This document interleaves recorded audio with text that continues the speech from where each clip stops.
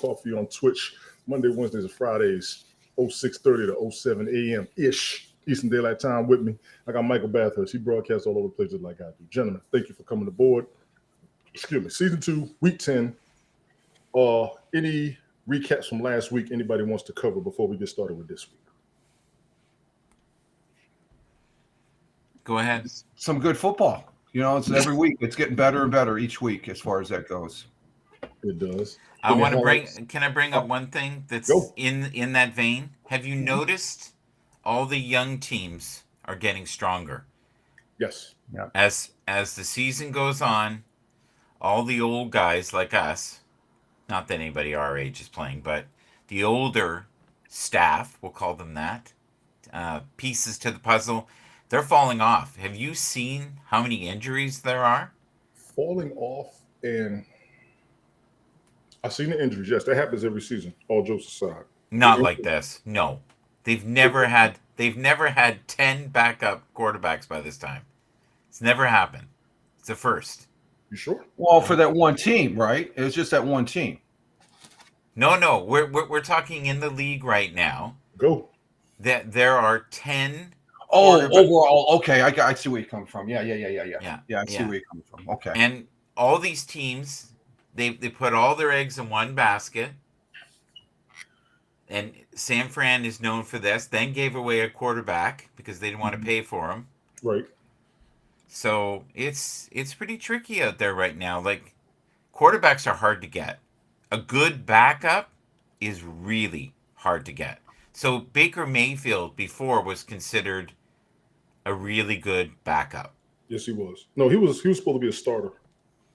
Well, no, but he was considered a backup for a while because things had fallen off. Now he's considered, their franchise guy for now. He's proven enough.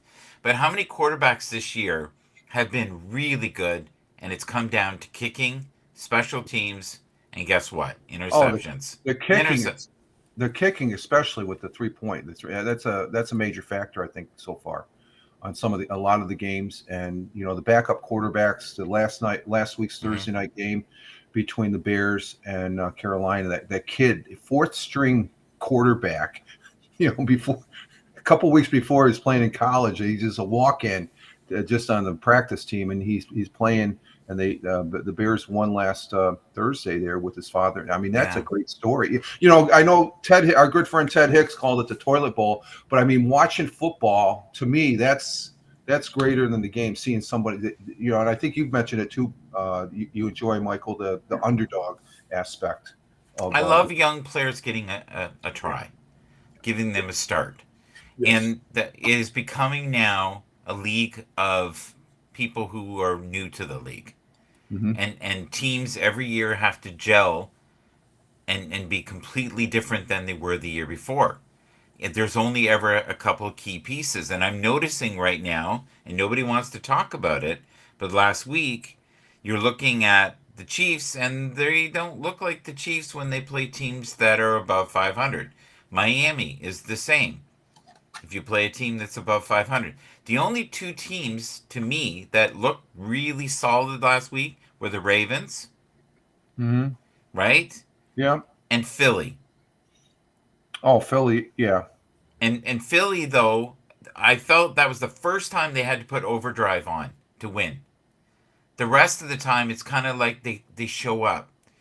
Buffalo should be doing better. Statistically, if you look at their stats, they should win more games than they do.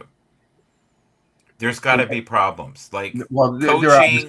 There's obviously ours, and they're not going to get better unless they clean it up. They've got several areas, and I think it's pretty obvious on what we've seen on the field so far. And what you talked about Kansas City's woes, I think you see a little bit of what is happening on Buffalo is happening with Kansas City. See, I think with Kansas City, it's more there's a cap. There's a cap, right? They can only spend so much money, right? And they've got what I consider a lot of players that are not Pro Bowl players. They just don't. Right. And I noticed the other day, I don't know if you saw this, but they have filmage of Tyreek Hill going up to Andy Reid and saying, "I love you, man. Thank you everything you did for me."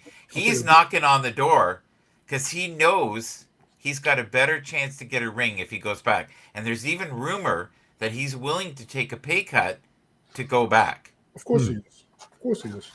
And do you know why? Super Bowl contender. Nope. Why? See, nobody ever talks about the business part. Go ahead. If you are anywhere near Travis Kelce, and if you're anywhere near Patrick Mahomes right now, you are going to be in the endorsement flood. Oh yeah, that fact. Yeah. So what? I can make 27 million doing these other things in group conversations, and I can be fed even if I'm not well. And let's say my leg is not what it is, a year from now, then I have a better chance of. And he needs to be around people that love him because he's been always known as the bad boy. Tyreek Hill. He almost got arrested. Tyreek Hill. Yeah. Keep going. Yeah. So no, I want to hear from you. Come on. Yeah, you can eat it another day. Here's my thing. No, I'm not. Here's my thing. He may want to go back because he realizes, even though he may not have been getting the ball as much as he did in Miami, he was still part of a team that was going, number one. Number two, he's got his numbers now. When he goes back, they almost got to pay him more. You got to think about that too. Yeah, well, Michael just said he's willing to take a pay cut. That's the rumor. That's what he has said. Yeah. The source says he's willing to take a pay cut, but it won't be a pay cut though. That's the thing. If you're in, like right now, Travis is Hollywood. Mm-hmm. He is Hollywood. He is one of the biggest, most recognizable stars in the world because there's pictures where 2 million, 4 million people are watching him kiss. Who cares? The Swifties care. Mm-hmm. He's flying all over the world to be with her after concerts on bye weeks. So, and wait till they have kids and they name them. Well, his brother was commentating on Thursday Night Football there on Twitch. There, I thought was pretty good, and nice, easy gig at the practice. Nice. So, other than that, I think he should go back. He's an asset to the Dolphins, no joke. Yeah, the Dolphins are actually a contender. If it was me, he probably this is his own team. He needs to stay in Miami. They're the future. Miami is the future. Kansas City is a standard. Miami is the future. I think he needs to stay there. Right. But if we're talking solely about you're talking right fame. Right now. Forget the fame. That man won the number. Buddy. He loves the limelight. Come on. Go for it. He's in the stands. He's doing stuff. He lives for the limelight.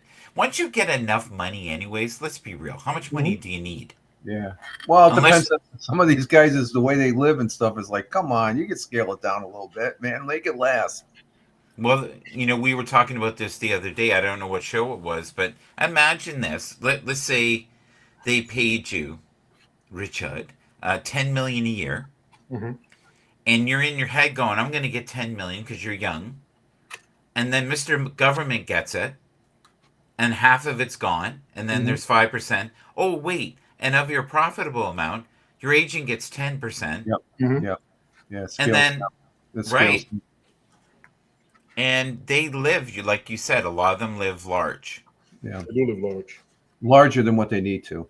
Right. Beyond their means, if you will. Beyond their means. Yeah. And the thing of it is, I think with the Kelce brothers there, I haven't seen the full bit, but I saw clips of it where the one brother that's with Philly and Travis is with them, and they're doing a garden in his backyard. And I'm like, wow, that's something you don't normally see. He's really living within his means and stuff like that. He enjoys gardening and stuff like that, but it's a garden for his family.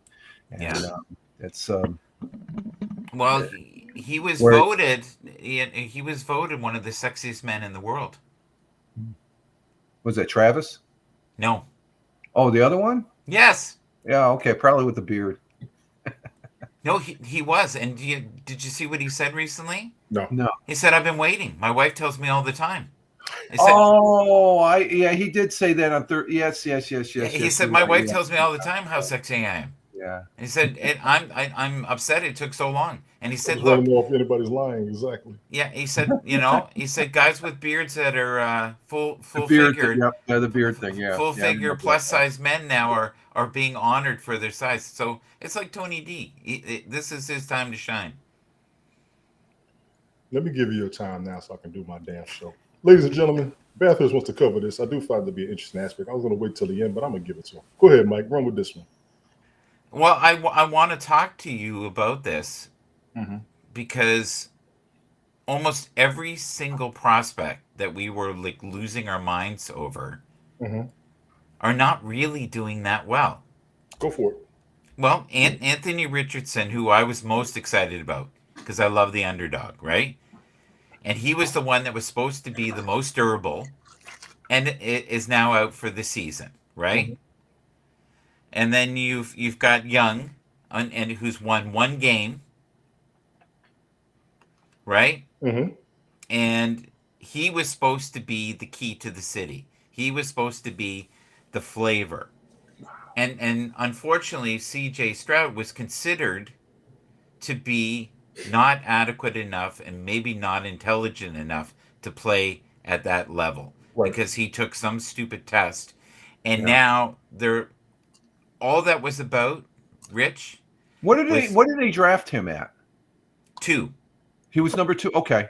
But the reason they did that was they were hoping if they put this rumor out there that he was going to be a bust, Yeah. one of Yeah. the teams could have got him at 7 or Right. 8 or 9. Yeah.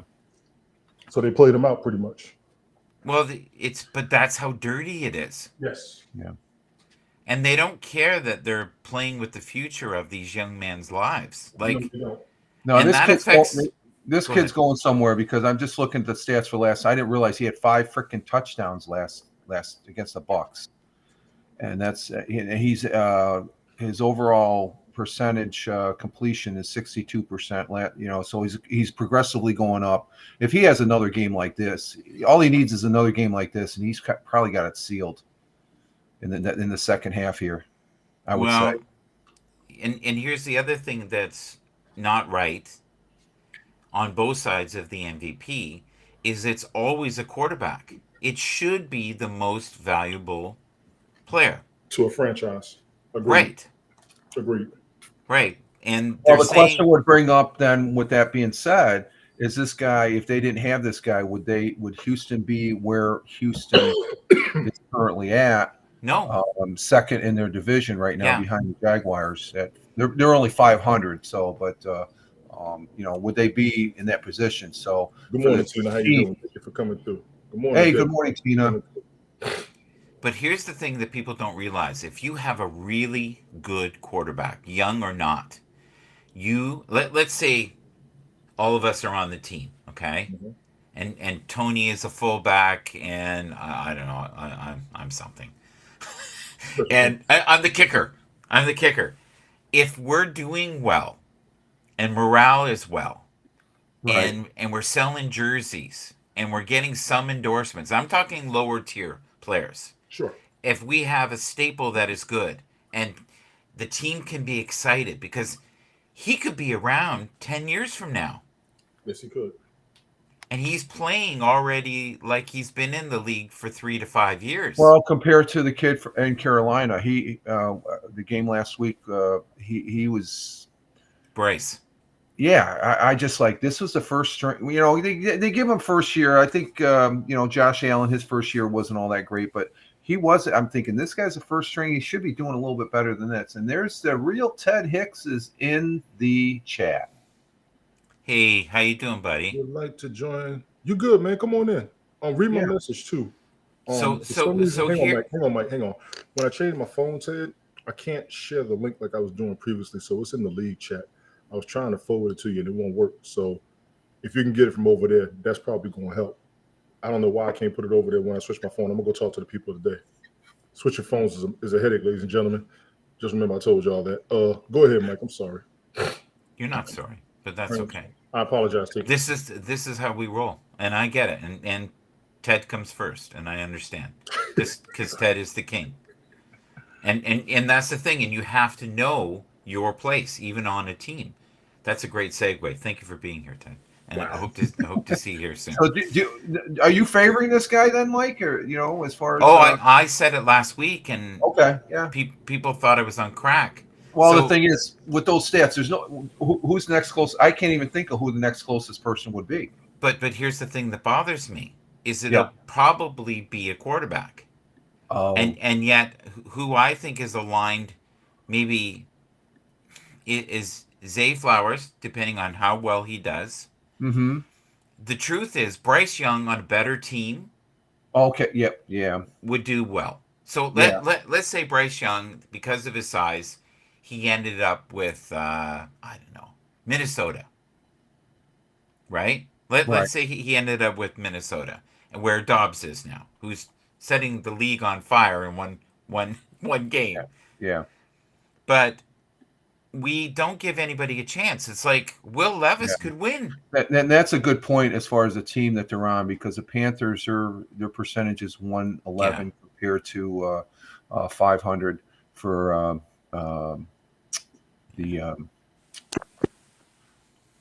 for Strauss's team there.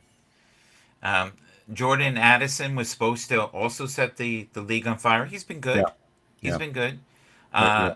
I didn't think much of Jamar Gibbs. Am I saying that right, by the way? Jameer. Jameer. Okay. Yeah. It's like tomato, I think. It's a Canadian thing. Puka set the world on fire until he got hurt. Yes. He's another amazing, like just so much heart. But Bijan Robinson, it looks hurt. Bijan Robinson might be. He's been running his butt off. I saw him running the other day, and he just did not have the same stride. He looked like he was suffering.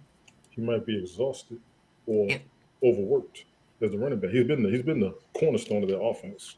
He reminds me a lot of you if he doesn't get a breakfast sandwich. Like, if you don't get your breakfast sandwich, your stride isn't quite the same. Pretty much, yes. Yeah, you got to get that breakfast sandwich.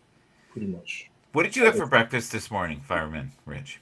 The missus made, surprising enough, not regular pancakes, but a baking pan of pancakes. So it's square pancakes. We got Ted Hicks in the house. Ted, what's going on, bro? Eddie. Ew, what's going on, guys? We're glad you're here. We know who is the king of this, and we know how it's like Dad has always had favorites. He can't help it.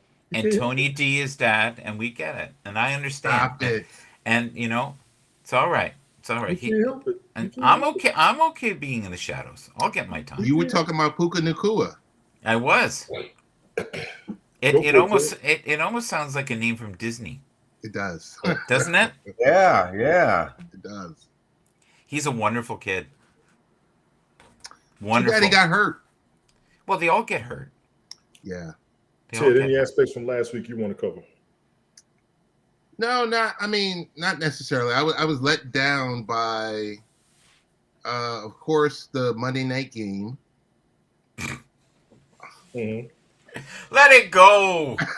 Let it go.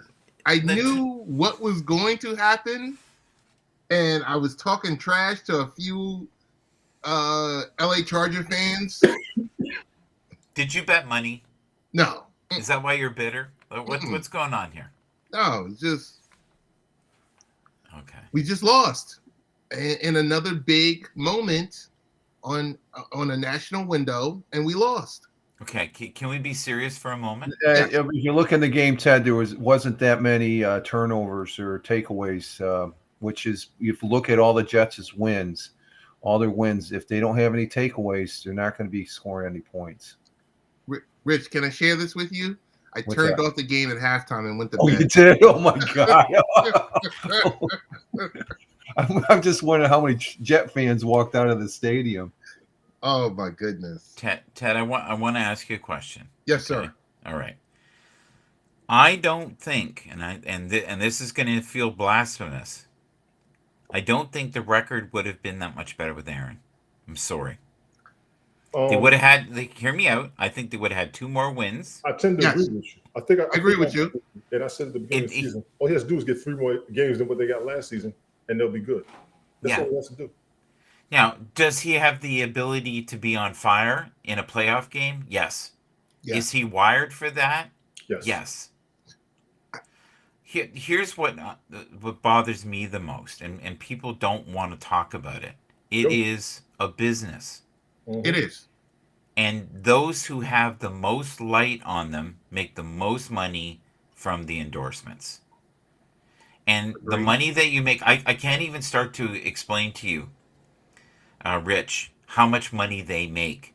We No, don't know. I'm No, fully no, aware but they make a boatload of money. that That's we all. don't know about. Yeah, yeah. All the perks. Do you know what the Kelsey brothers said? Stop bringing us stuff. Yes. We're going to have to get a storage unit. Please stop. Yes. But that tells Go you through our how good the management. sport is going. Roger Kraft there of the Patriots.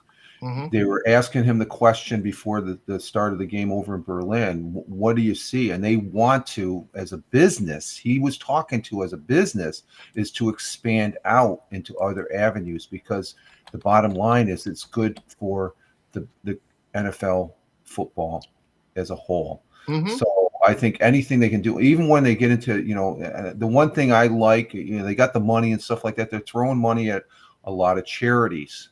Yes, they do. And awareness and stuff like that. Yeah. They're not. I think they learned from the past. They're not throwing it in your face, but because they don't want to. I think they've done that before, and the NBA's done that. And I can tell you first, I turn it off. I don't want to hear that. I just want to watch the sport. Go ahead and say that. And it goes back to the what's his name taking the knee and stuff. They made a big production about that. It's like, Big old stink about it. Yeah, we're here to watch sports.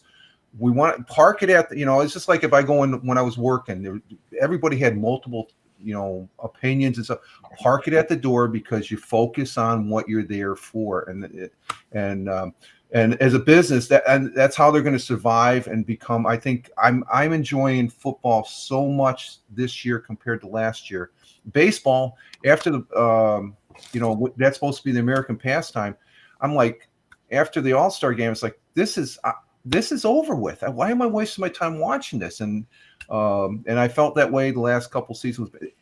Football has been Rich, everything. you wouldn't feel that way, though. You wouldn't feel that way if we covered baseball, because insanity is going to come down. It's not going to be about baseball. No, there's something about football, and I can't really. It's just that there's, you got two opposing forces, and it's more defensive than any other sport. Okay, if you have a strong defense and stuff, and then you bring up some of the plays on years past, like I jokingly said on Ted's broadcast last week in the chat that Tony got a laugh about. Let's bring back Riggins. That's a memory that I have so many football memories as a kid of that individual just grinding it out and stuff like that. Those guys are gone. That doesn't exist True. now. No, but I'm just saying it's my bedrock of enjoying the game even more, seeing the younger kids coming in and stuff like that. Yeah. And as far as what you were expressing. Here's the thing for the room, okay? And I want you to think about it before you say it, Tony. And no smartness here. Just think about it. You got 7 minutes. It's coming. Okay. You ready? 6. Feel the love, man. Feel the love. Get in line here. Okay. The best athlete, all-round athlete of all time. Pick it. Either Bo Jackson or Dion.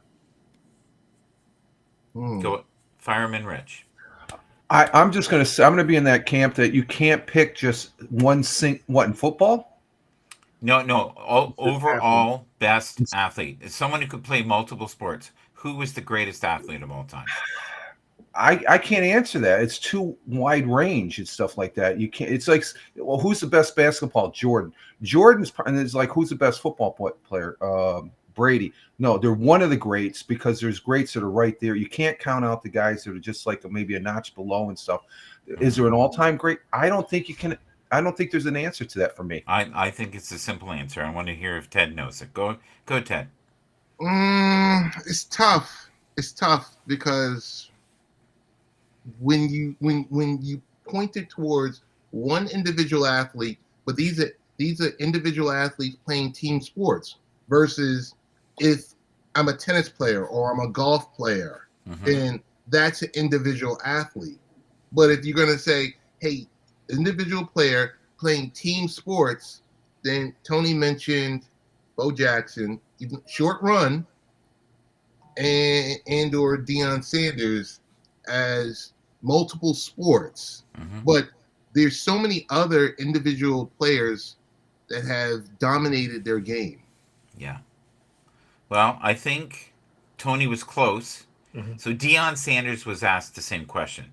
And they said to him, "Are you the best athlete that ever played multiple sports?" And he said, "Michael Jordan and I can't hit a curveball to save our lives. Bo Jackson could." Yes. He said they made us look silly.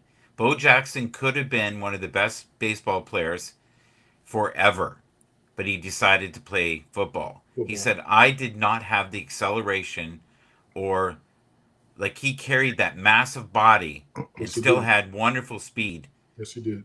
Michael Jordan was good. He said, honestly, Michael Jordan was not a baseball player. This is what he said. Well, everybody saw that. Hey, I do Charlie want to. Ward. Charlie Can I Ward double took back? on his belt. Tony, can I double back real quick? Yeah, go ahead. Want to double back with Rich on the love of the game. The football will be number one, forever in the United States. Well, if it keeps on going the way it's going, they have to watch that they don't Right. do something. There was an issue in between 15 and let's say, I don't know, 20, between presidential elections, which was ultra toxic with the candidates, and it spilled into, because what did we always say? We always said, we like to turn to sports to get away from the other noise.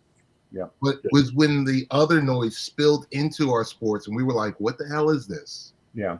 Yeah. Why is this a part of... I think that's just a human thing that people are going to express their views and stuff like that. And I guess they were looking at that as a soapbox to get on. And myself personally, it's like, nah, I'm not, just like, I'm not in that.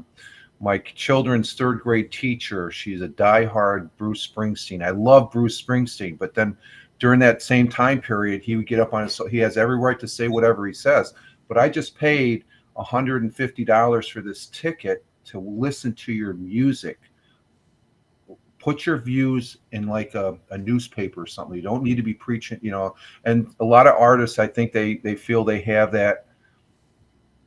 And I don't know if they do or they don't. It's their concert, and it's their sport and stuff like that. But I think it's more of a turn off now because of the crap that's going in that area that you just mentioned. And follow up to Mike before I jumped on about Tariq Hill. Tariq Hill, so talented, has a lot of issues off the field. Yes. Was catching 100 passes a year in a Patrick Mahomes offense. A Patrick Mahomes led offense, wasn't happy. Money doesn't give you everything. You get the money, you're in Miami. He's still catching 100 passes, but he's veering over and seeing what those guys are doing. Hey, Tony, I'm going to interject on what Ted just said. And you probably heard this saying, when you transfer from one base to the other, everybody's saying, "Oh, I can't wait till I get to my other base." And then when the grass isn't greener on the other side. Yes. I got Sammy in the chat. Sammy is one of the people that I talked to in Cantina. She does follow fantasy football. Sammy, if you want to come up, the door will be open. Gentlemen, I don't want to cut y'all close. I don't want to cut y'all short, but I want to go ahead and get this started. Shout out to Ted with the New York Jets tight end on the side. This reminds me of the other night. What other night? When things went sideways. It's We not started going talking about politics. This is actually No, but it's not about politics. It's not about politics. No, but it always is when we have you in the room. Nancy, how you doing? It's about the game we love. It is about the game we love. I'm gonna go ahead and get this ball rolling. Let me get started over here because y'all jokers. Good conversation, though, honestly. I'm being Ted. Here we go. See. Mike gonna try it.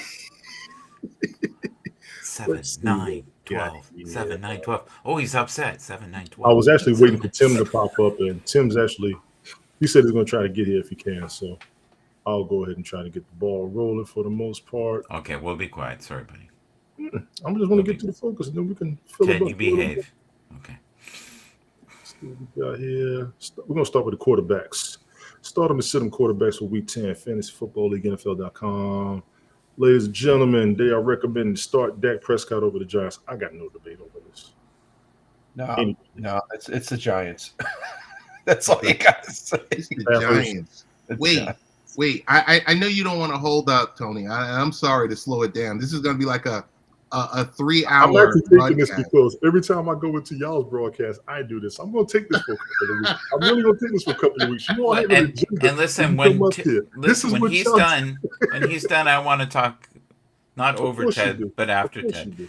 I just want to say, Tommy DeVito, starting quarterback for the New York Giants. I saw that. You saw it, right? Saw that. Y'all go for it if you want to. If you're a Giants fan, you having a bad season, just like us Jets fans. It's just I think it's I like it. He's the third string quarterback. He's now the starting quarterback, and guess what? He's 25 years old and he still lives at home. He's 25 years old. He still lives at home, but he probably didn't get a decent contract yet. Daniel Jones just got paid. 25 years old, and then he lives at home. His mom still makes his lunch and dinner and washes his clothes.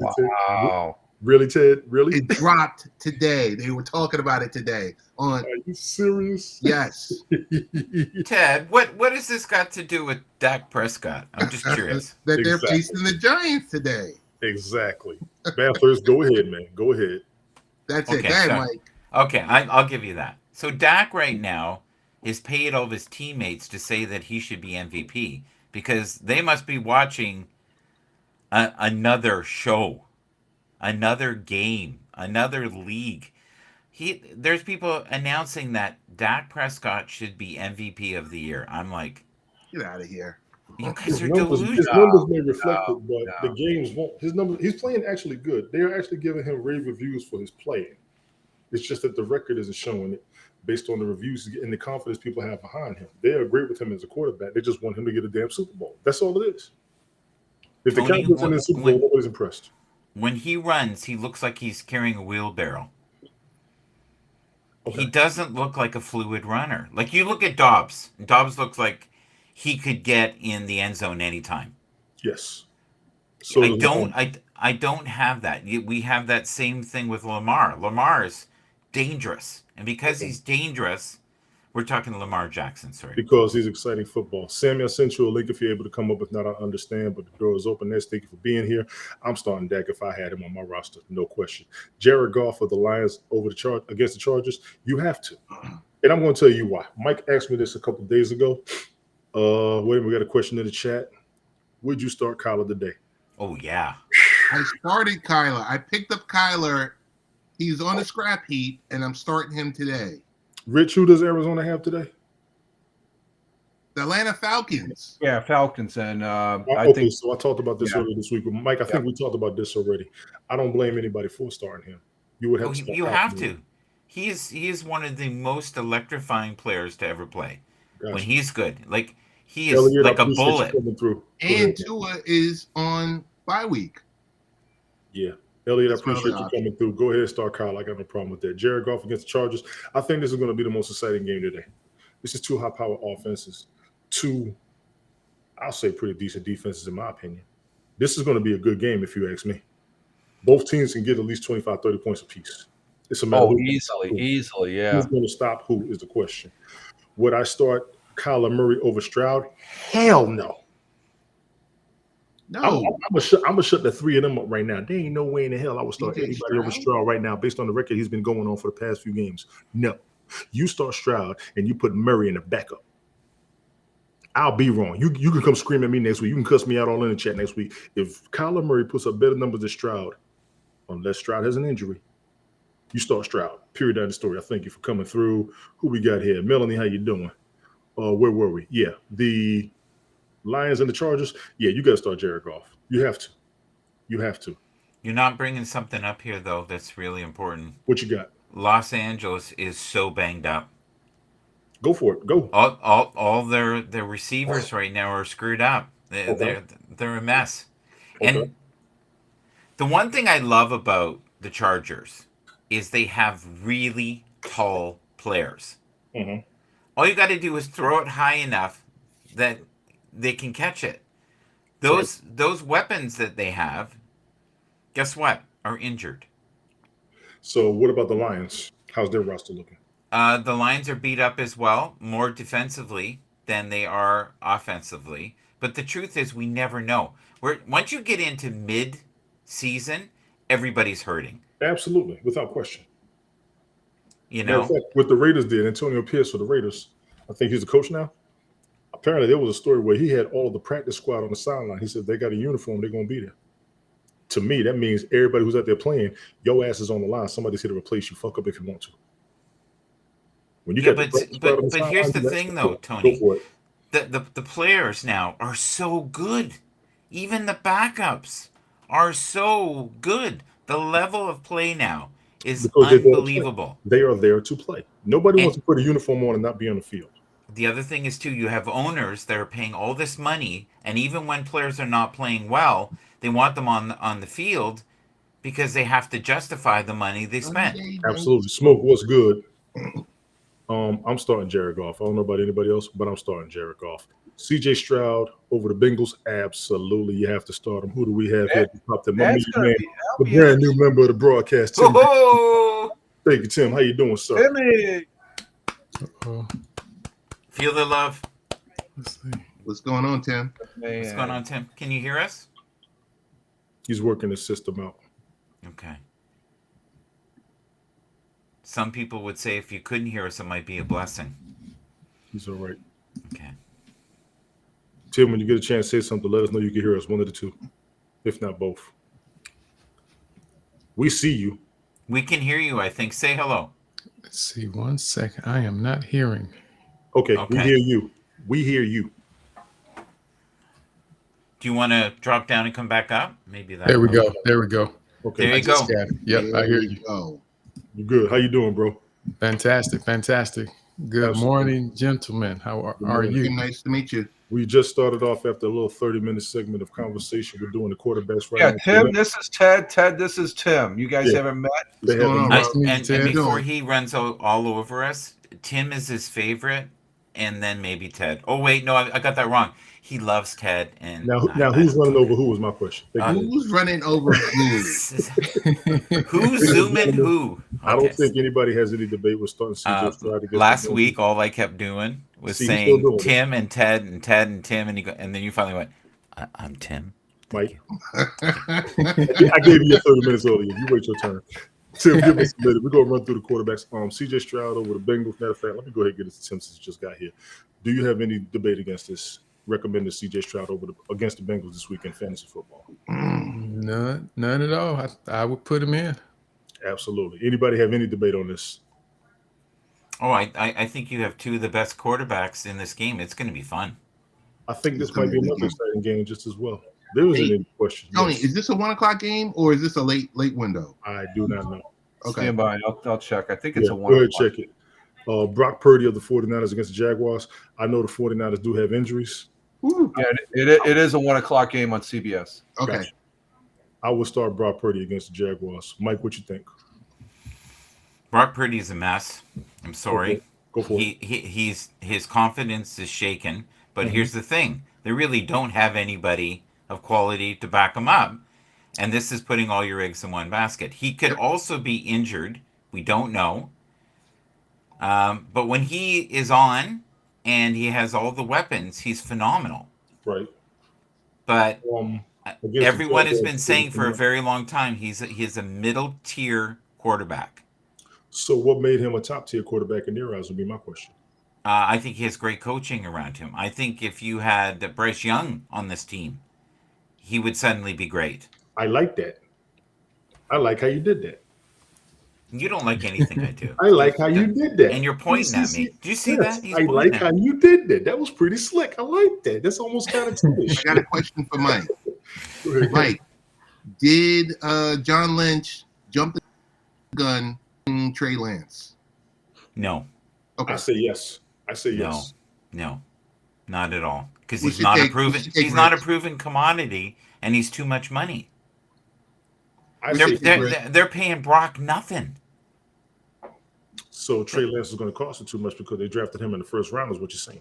It was $5 million Yeah, but he was to supposed sit be, on the bench. They're paying Brock less than $1 million. I think it's slightly more than $1 million. So they're getting over on Brock Purdy. Is what you're saying? I think you could throw Ted in. I think that'd be better. I say do it. Nothing against anybody. I just want to try to keep this moving. Yes, Brock Purdy against the Jaguars without question. Even though the Jaguars are on the come up, you see their record is 6-2. They're doing The good. Jaguars, just to say who's going to win, I think the Jaguars are at home. They'll probably win this game and stuff. They're going to smoke them. This will be a big win for the Jaguars. Jaguars are going to smoke them. I'd risk it. And I think Geno Deebo Smith Samuel gets is the back pick. this week as well. Oh, This this man is a right good here- game. This is a man good right game. here is in trouble. I'm actually watching a lot of people talking. They're starting to talk again. They're losing faith in him, and I hate to see it. I hate to say it. Matter of fact, he was the quarterback I was going to draft my fantasy league this season based on what he did last season. So his numbers dwindling is not a good look to me. He's going up against the Commanders. I've always said it. You don't know what they're going to do, but I know they can stop you. This is not good right here for him at all. I roll with Seattle regardless. Same here, but I think Geno, he's not showing up to his potential. Gotcha. Tim, what you got, bro? I probably, if I had another option, I would take it over Geno myself. If there was another option, I probably would go with Howell over Geno. For this game specifically, or for the season, would be what I would ask you. Oh, for this game specifically, definitely not, neither one for the season for me. Can you say that again? So I heard you properly. Go ahead. You did. I would probably go Exactly. with Howell. I think we actually agree on something. Somebody call somebody. I'm quite sure you will. We'll wait. Question for Tony D. Yes, sir. Just to slow things down. Yes, sir. So Tone, do we forget what Geno Smith was years 1 through 7? No. Okay, he had one good season. Which is great. Phenomenal. He's been a journeyman. Mm-hmm. And now, even in a good system, they caught up to him. I think I disagree. Do you know what the missing factor is? Go ahead. He had a coach, a specialized coach that helped him. That's actually been helping out Dobbs. Oh, okay. And who's doing well this year? Dobbs. Mm-hmm. Right. Now, does he have the legs of Dobbs? The other thing is, too, we talked about this, and Tony got very upset. I said older guys don't run fast. And then suddenly Rich was going to race me and smoke me and all this other stuff. And I lost my comments. Damn it. We have them. We have them. One person says here, not since Moses came down the mountain has there been such a man as Tony D. And I agree. Go ahead. Where do you come up with that filibuster is all I want to know. Where do you come up with these filibusters? Jesus. Yeah, Geno against the Commanders, I don't feel too good against this, but he should still be able to do something. If you need a streamer, they're recommending Baker Mayfield against the Titans. I've got no debate on that. They're also recommending Will Levis of the Titans against the Bucks. So they pretty much want to put both quarterbacks against each other in the same game. See, this is where fantasy football gets crazy. Suppose you pick players on opposing teams on your roster and the games they're against each other. I almost had that happen one time. I had the quarterback from one team and the defense of another, the quarterback of that first team and then the tight end of the other. And the whole game just got me points all over the place.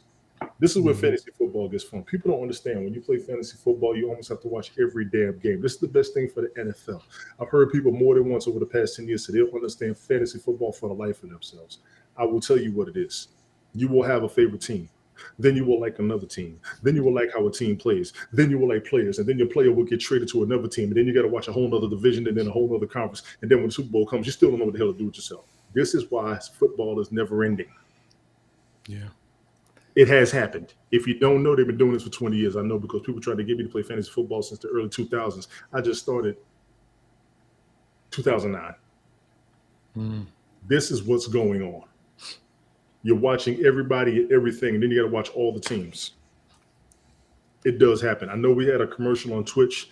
That's my bad. I can't take the damn comment down. I don't even know how the hell to do this. I know. Thank you. I thought you were scatting. Yeah, there. It was so fast. That was the old 20D. You know the bad part, Mel? That's because I get focused. Some of these folks. That's our tone. I think you get overamped. This is my we almost need right text now. on him. You know what's wrong with a bunch of y'all on the internet?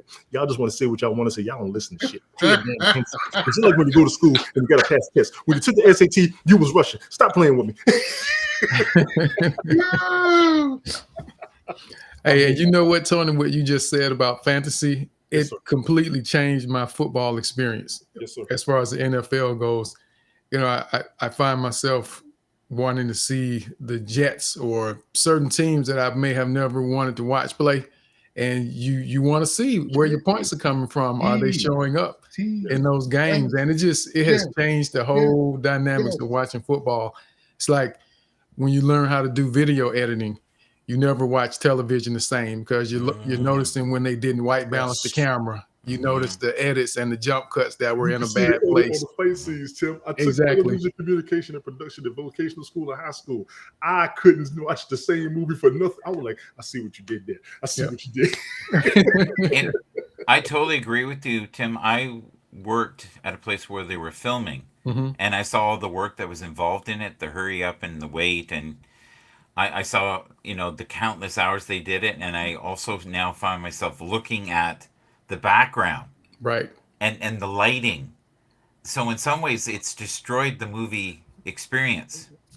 But now that we're talking about fantasy football, it's bragging rights. If you do well, it's bragging rights. The other thing is it's the pursuit of being seen at your workplace as the winner. It's another way to make a little bit of money, but I think it's for most people bragging rights. I think for a lot of folks, everybody swears up and down what they would do with a team if they was in charge. Fantasy football gives you the opportunity to do it. DraftKings gives you the opportunity to do it. All these gamble sites, you can put a team together, but you got a budget. Now, the reality of DraftKings that I got to give them respect for, and I will talk about some of these gamble sites. I don't care. This is mine. Nothing against anybody up in here. Please don't doubt the people who are up here with me. This is mine. I'm talking my shit. Sorry. When you do DraftKings, you have a budget. When you hear this cap space, that's what you're dealing with. You can only spend so much on any player. You can't get every player. So you got to watch every damn body to see which ones you can get who may slide up in the numbers, who may get that opportunity if somebody gets hurt, and who may play a position due to somebody else getting in trouble. You got to watch all these factors. So your brain is never ending. That's another reason why I can talk fast, because I'm always thinking about something else. There you go. It turns you into a GM. It does. It turns into a GM, and also make sure that your brain keeps going. Baker Mayfield against Titans and Will Levis against the Bucks. They're recommending them as streamers based on the fact of other quarterbacks being injured. Like Mike was saying earlier, there's a lot of injuries in the NFL, and they're running. And he's still due for a great game. He has not had a great game, I don't think, Michael. Who, Baker Mayfield? Yeah, I think he's due for a big game. This Melanie, don't tell everybody.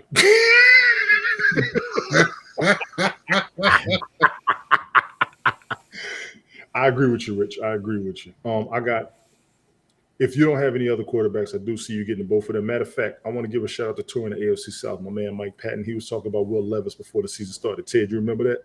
Yes. Yes, he was. Yes, he was. Sit him. Kyler Murray against the Falcons. Didn't we just have this question? We just had it. We just Don't say today. Yeah, it's good. But Tim wasn't here. Tim, I'm interested. Oh, you're already past the other one. You didn't even let Tim say anything. Oh, I'm good at Levis. I'm okay with Levis. I would go with Levis myself. Why do you like Levis? I just think he has, he has a little mobility, and it's just one of those where if I just had to choose, I wouldn't go with either one again if I had other options. But if I had to pick someone, especially between those two, I would just go with Levis. There's less footage on him. So he has probably more potential to catch people off guard than Baker Mayfield does. Good point. Ted, what do you think? About? Yeah, all you're doing is reading the comments. That's all I'm doing. He's on another storyline right now.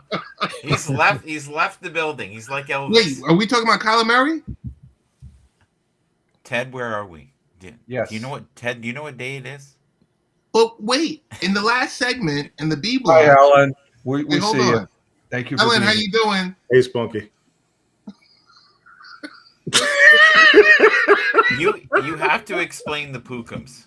Yeah, No, I'm curious about that. I don't. Please explain the comment before. It was something about Tony getting excited and going really fast. And then leave it there was a no comment by Helen right after that, and then that's where I kind of lost your mind. Yeah.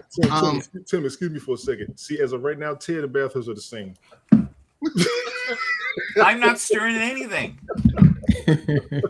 No, I stir the pot. Ted does this. He's the button pusher. Okay, button pusher. Wait, we were talking about Kyler Murray. In the last you're segment, back there. I told you guys I'm starting Kyler Murray. Yes. I said I picked him up and I'm starting him. Say it again because it sounds like a pasta No, don't dish repeat when you yourself say because it. Mike is delaying the inevitable. But then I said I want to get it done inside of an hour and you can't stop.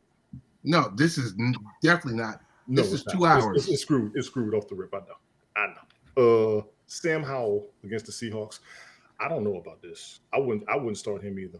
So you're going to sit Kyler Murray against the Falcons. That does not mean we have an immediate throwback. Throwing it back to the starting line. Murray will play his first game since week 14 of last year. Yeah. Both last season in his career, 30% of his fantasy points came from rushing production. I don't think his typical rushing production will be there in the first game back. I agree with that. See, this is why I wouldn't start because he's just coming back. Mm-hmm. Of course, he's going to want to be out there, but God forbid if something else goes wrong, that team is screwed. And I watched this game on New Year's. I was actually in Atlanta watching the Falcons and the Cardinals. The Cardinals actually do play good football. Don't be fooled. To be there to see a game live instead of watching on TV gives you another aspect, and I have to give them their respect. It was good, tough, decent football. And Atlanta, I dare say, struggled to beat them. They had to pull a little bit out of the rule book just to win the game in the end, which a lot of people are controversial about, but that's what the game is. I wouldn't start him either. Sam Howell of the Commanders against the Seahawks? No, I would not start him. No. Why not? Because even though people have no respect or they don't feel the same about the Legion of Boom like they used to, that still doesn't mean the Commanders are going to beat the Seahawks. They got something again. They got something to beat the Commanders with. It's just a matter of whether or not the Commanders are going to stop them. And it sounds very cliched, but you have to watch football to understand where I'm coming from. Tony, you know that Sam has some of the highest stats. I think you told me that a couple of weeks ago, yes, but I wouldn't trust it against the Seahawks. The Seahawks were flat last week. How have they been this season? What do you think, Tim and Ted? Seahawks all day. You see that record, 5-3? They can beat them. Yeah. They can beat them. Mm-hmm. Tim, go ahead, please. Yeah, I would go with Sam. Yeah, I would go with him. Go for it. And I think he has potential to do a pretty good job. So he's one of those as well. He has the talent, and it's a matter of how the rest of the team shows up. So I think I would start him. I would be willing to try it. But again, this is that caveat that with people being on bye, which I've gotten caught up in, so I had to go out and find some people to replace my guys. And Sam would be the one of all the ones that I've seen so far. He probably would be the first pick of the ones that are on the sit-em list at this point. I got you. Rich, I see you in the comments. I appreciate you holding it down. Yeah, no problem. No, let me get Rich's. We got cross platforms here and stuff like that. Let me get Rich's tape before you go, Ted. Go ahead, Rich. I would agree with Tim as far as I don't know what is he going to do anything against the Seahawks, because the Seahawks, again, I've been saying this all season, they're tough at home. I think I have the Seahawks win that game, so I'm not sure if he's going to be that much of a factor. But if you're in that bye week thing, when we have several teams on bye week, yeah. Hey, Brian. Brian's in the house. We got Brian, the original co-host, in the house. Brian, what's good? I didn't think he was going to make it, but I'm glad you're here, bro. Yeah, we got done early. It's almost a full house. We got done early. I only worked like an hour and a half, and then they said, well, everything looks good. Everything checks out. So we'll just give you another. We're like, we'll write everybody an extra 4 hours of work. So I'm like, cool. We got 5.5 hours today. Cool. Take it. We're glad you're here, buddy. Sam Howell against the Seahawks? I wouldn't start him with a no. Hey, hang on. Just one comment for Mike. Mike, Mm-hmm. You said the Seahawks are flat. They're tied for first place in the NFC West. Here's a statistical thing that which I know that Tony doesn't like, but one of the big problems that Sam had was he was getting sacked like crazy. The sacks are half, and the younger teams are gelling better now. The older teams are hurt. Young guys heal faster. Yes, they do. Unless their name is Rich, and then he will basically race you around the block and smoke you. Zing! I had to get that zing in. No, it's true. It's true. There's no zing. He can't help it. Ted, you see it. He can't help it. See? They say to sit Deshaun Watson of the Browns against the Ravens. I hate to say it. Deshaun Watson was going to be my backup quarterback for the season. Had I had my Hey, I'm gonna original drop roster, down for a minute. and he's not going to do good against the Ravens because the Ravens are no joke. Gentlemen, your thoughts. I want to start with Brian since Brian just got here. Brian, Deshaun Watson to be sat down against the Ravens. What do you think? Absolutely. Deshaun Watson has lost his step. He's not playing as well. All the people in Cleveland are pissed off. Even our resident Sasquatch, he's upset. So yeah, and the Baltimore's Ravens, I mean, the defense is very, very they're stingy, they're hungry, they're taking no prisoners right now. Right. Tim, what do you think? And nice Julius Peppers jersey, by the way. Appreciate it. Old school. Go ahead, Tim. Yeah, he doesn't seem connected to me. You know, when I've seen him play, just he's always been a very nonchalant personality for the most part. You see him excited every now and then, but it just seems different. And he's gotten that huge contract. And what I've noticed is that a lot of players, when they get that huge contract, they tend to fall off at times. Yeah, thank you. Yeah. Thank you. Ted had to drop out, ladies and gentlemen. He has to go do family business. Ted, thank you for coming through. In all honesty, all jokes aside, I appreciate you being here. I got no debate against this. I hate to say it. I hate to admit it. Deshaun Watson was supposed to break out this season. This season, he does not look like he was worth the money that the Cleveland Browns spent on him. This is going to be a good game, too. I think the Ravens are going to stomp him. Sock 'em game. I think the Ravens are going to stomp him. Jordan Love of the Packers, do not start him against the Steelers. I got no debate against this either. I got no debate. Jordan Love is just he's playing like he's a rookie all over again. He is a rookie, isn't he? He's lost his confidence.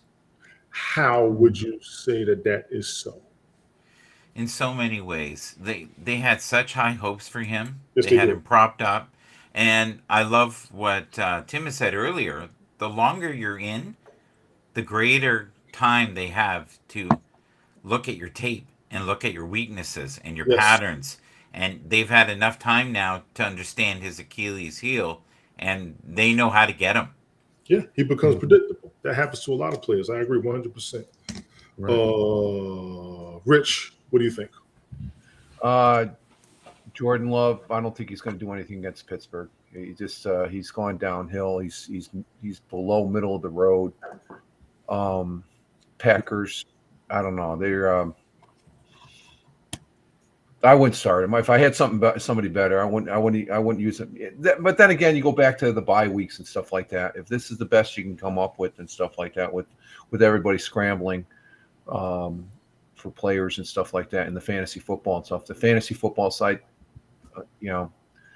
But Pittsburgh, they're a solid team, and I think that would be a factor in starting him for me. Gotcha. Mm-hmm. So no Jordan Love to be started against the Steelers. Ladies and gentlemen, those are your quarterback recommendations for Week 10, Season 2 of Ben's Fantasy Football League. Bill King's Fantasy Football League in accordance with NFL.com 2023 season. Let's start with the running backs. Tim, you got the first go-around with the running backs, my good man. All right. Bijan Robinson to be started against the Cardinals. Your thoughts on that? Bijan Robinson. Arizona did surprise me, even though their record isn't that strong. The way they played against Dallas, and they've had some good games, like Michael said. And Bijan has been iffy a little bit because Tyler Algier has been put in at times, and it's taken away some of what Bijan has been able to do. So it's just because he was, he's such a high draft pick and he has so much potential, I would probably play him anyway. But I know that my expectations wouldn't be super high. But I would still put him in. So it sounds to me like Tyler Algier is coming for his position back. Sounds like it is. It's looking like it. You know what I'm saying? He wants Yep. his position back because he was there before Bijan was. Now Bijan done did his thing. He has solidified himself a contract with the Falcons next season, in my opinion. But Tyler Algier wants to make sure he's not forgotten. Brian, your thoughts? Yeah, I mean, I'd start him too, but I mean, it has been frustrated because I mean, like in the beginning of the seat, like the first few games, he's been red hot, and then all of a sudden now it's just kind of staggering off. And Tyler Algier, I mean, I don't know, but Tyler Algier is like 50-50 because I mean, I have him as well on Glick's fantasy football. I have both Robinson and Algier, and I have them both start. I have them both on there, but then their numbers are low because they're sharing the workload, but they're still not getting enough. They're still not getting enough because I mean, I have Jonnu Smith as well, so the tight end's got to get some love, and so I mean, it's just kind of like I'm looking at them as a filler for right now. So, Brian, would you agree with? I'm just going to say something, and I'm not being a smart ass or doing zingers for once. For once, the league right now, the way they win is they have 8 to 10 people who can get 50 yards on a team. It's no longer one back doing 300 yards. It's rare, unless it's a blowout. That's fair. So every team now has highly skilled people that can get, with eight touches, they can get maybe 50 yards. At best. Bijan, I think, is hurt. He looks like his stride is not the same. He used to be able to stop on a dime and make people look foolish. So I think there's some kind of injury there. It could just be a tweaked knee, a hamstring. Yeah, because according to like ESPN, they're saying like he had like last week he had Robinson had 11 carries for 51 yards in week 9, and was involved in the passing game, recording a pair of receptions for 8 yards. He continues to split the backfield workload with Tyler Algier, and despite a favorable week 10 home matchup against the Cardinals, Robinson is best treated as a running back 2 with an upside. So, I mean, injury prone, injury due. Either way, you do want to start him. He's been one of the top running backs out there. You're going to see the fantasy managers frustrated if you read the narrative. I would still start him against the Cardinals. I truly would. I would still start him. His projected points are 10, and it seems like every other game. He had a bad game last week, and the way he's been playing this season is like every other week he has a good game. So he's on board to possibly have a good game. If he gets the same amount of touches and all that from with the ball. Gotcha. Rashad White of the Bucks. Start him against the Tennessee Titans. Yes. Yeah, go for it, Brian. Go. No, because like when Tampa Bay played Houston, he was really challenging the defense. I mean, he scored a touchdown, got a good amount of yards. I mean, I would start him. Yeah. Gotcha. Rich, what you think about this? We'll start the last guy. This guy's projected more points, and what Brian said, I would definitely start him. Yes, against. Well, how come they don't have them together? This is the same teams, right? Yeah, but they're doing a different position. Okay. Different position. Mike, what you think? I love watching. How do you pronounce his first name? Rashad White. Rashad. I was going to say something else, so I'm glad I said, well, okay. Mr. White. I find him extremely exciting to watch. He looks like a person that has not yet found his stride in the league. Good point. And he could be really effective in the playoffs if he stays healthy. And I'm seeing that with so many great young backs.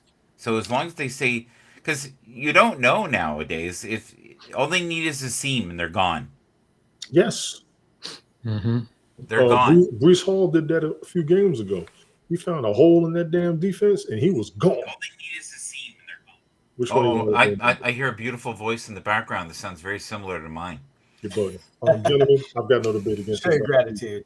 Ramondre Stevenson of the Patriots against the Colts. Now, this is going to be a little controversial. Ramondre Stevenson can get his numbers, but the Patriots aren't the best team out there. I thought you were going to play clips there for a second. No, it scrolled up on me. It does that on this site. Even against the Colts, I will still have a little bit of a hesitation. Tim, your thoughts on this one? I tend to stay away from Patriots players in general, just because Belichick is so he plays so much chess, and especially the running backs. That's just me. So I don't know that I've ever played a Patriots running back. You know what's crazy? No. You're absolutely correct on that, because it's been like that for years. And I mentioned that a few weeks ago. Yes. Where it's such a carousel when Sony Michel was there. So one day Sony Michel would be the starter, and then the next week Rex Burkhead would be the starter, and then the next head it would be like what was it?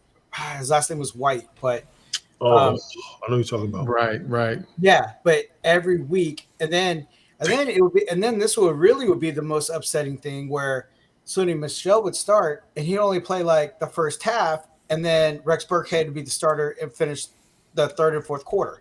So you're just kind of like, because like, and then when you're looking at it, you're like, is he hurt? But then like, oh no, they're just doing the rotation. You're like, oh, Belichick, why? So ever since then, yeah. I never ever picked a running back out of the Patriots backfield, because it's just, you don't know when who's the official starter. Can I add something here?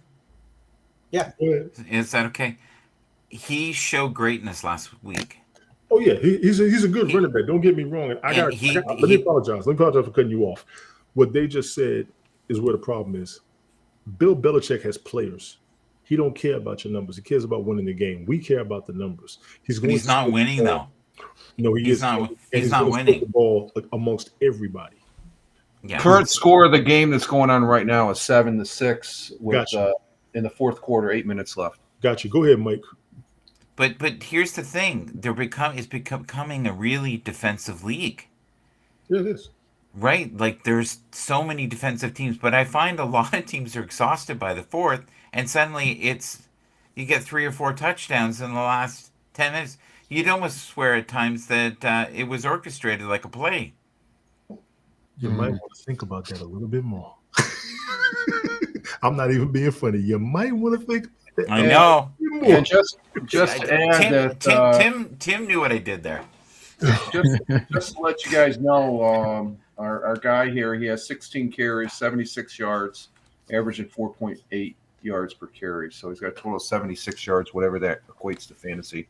And it looks like we got a field goal for the Colts, so it's 10-6. Thank you. Appreciate that. We also have James Cook of the Bills against the Broncos. He's good. James Cook is good. He's good. He's solid. But the Buffalo Bills right now don't know how to run the ball. See, there you go. You said it for me. Go. No, but they don't know how to run the ball. They really don't. That offense, I'm really thinking they need a new coach. I'm sorry. And I've said this before. And my favorite team is the Bills, and I never say anything about the Bills. I think Josh could be on any other team and be doing better right now. And Stephon Diggs is injured, supposedly. I just read it somewhere. I did not know that.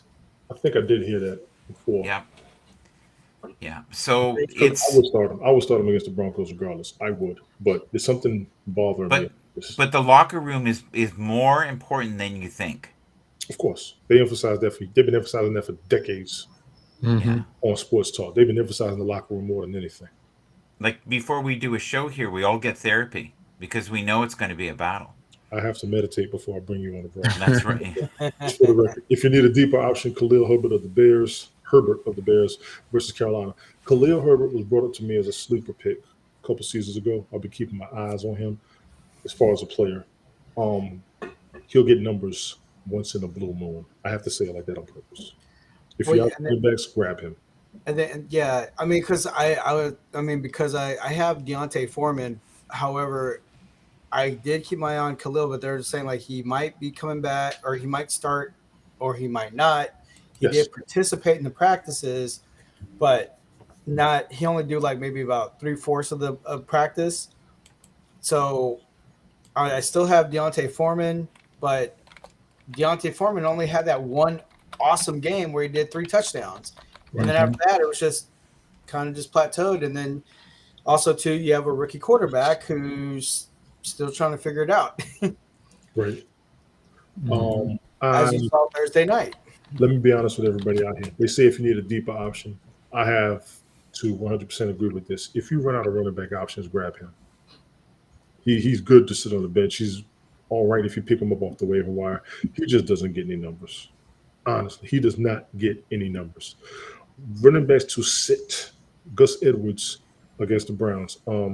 Something about that Browns defense may be an answer. Go for it, Brian. Say what you say. That front 7. Go for it. They're strong. They're strong on the run.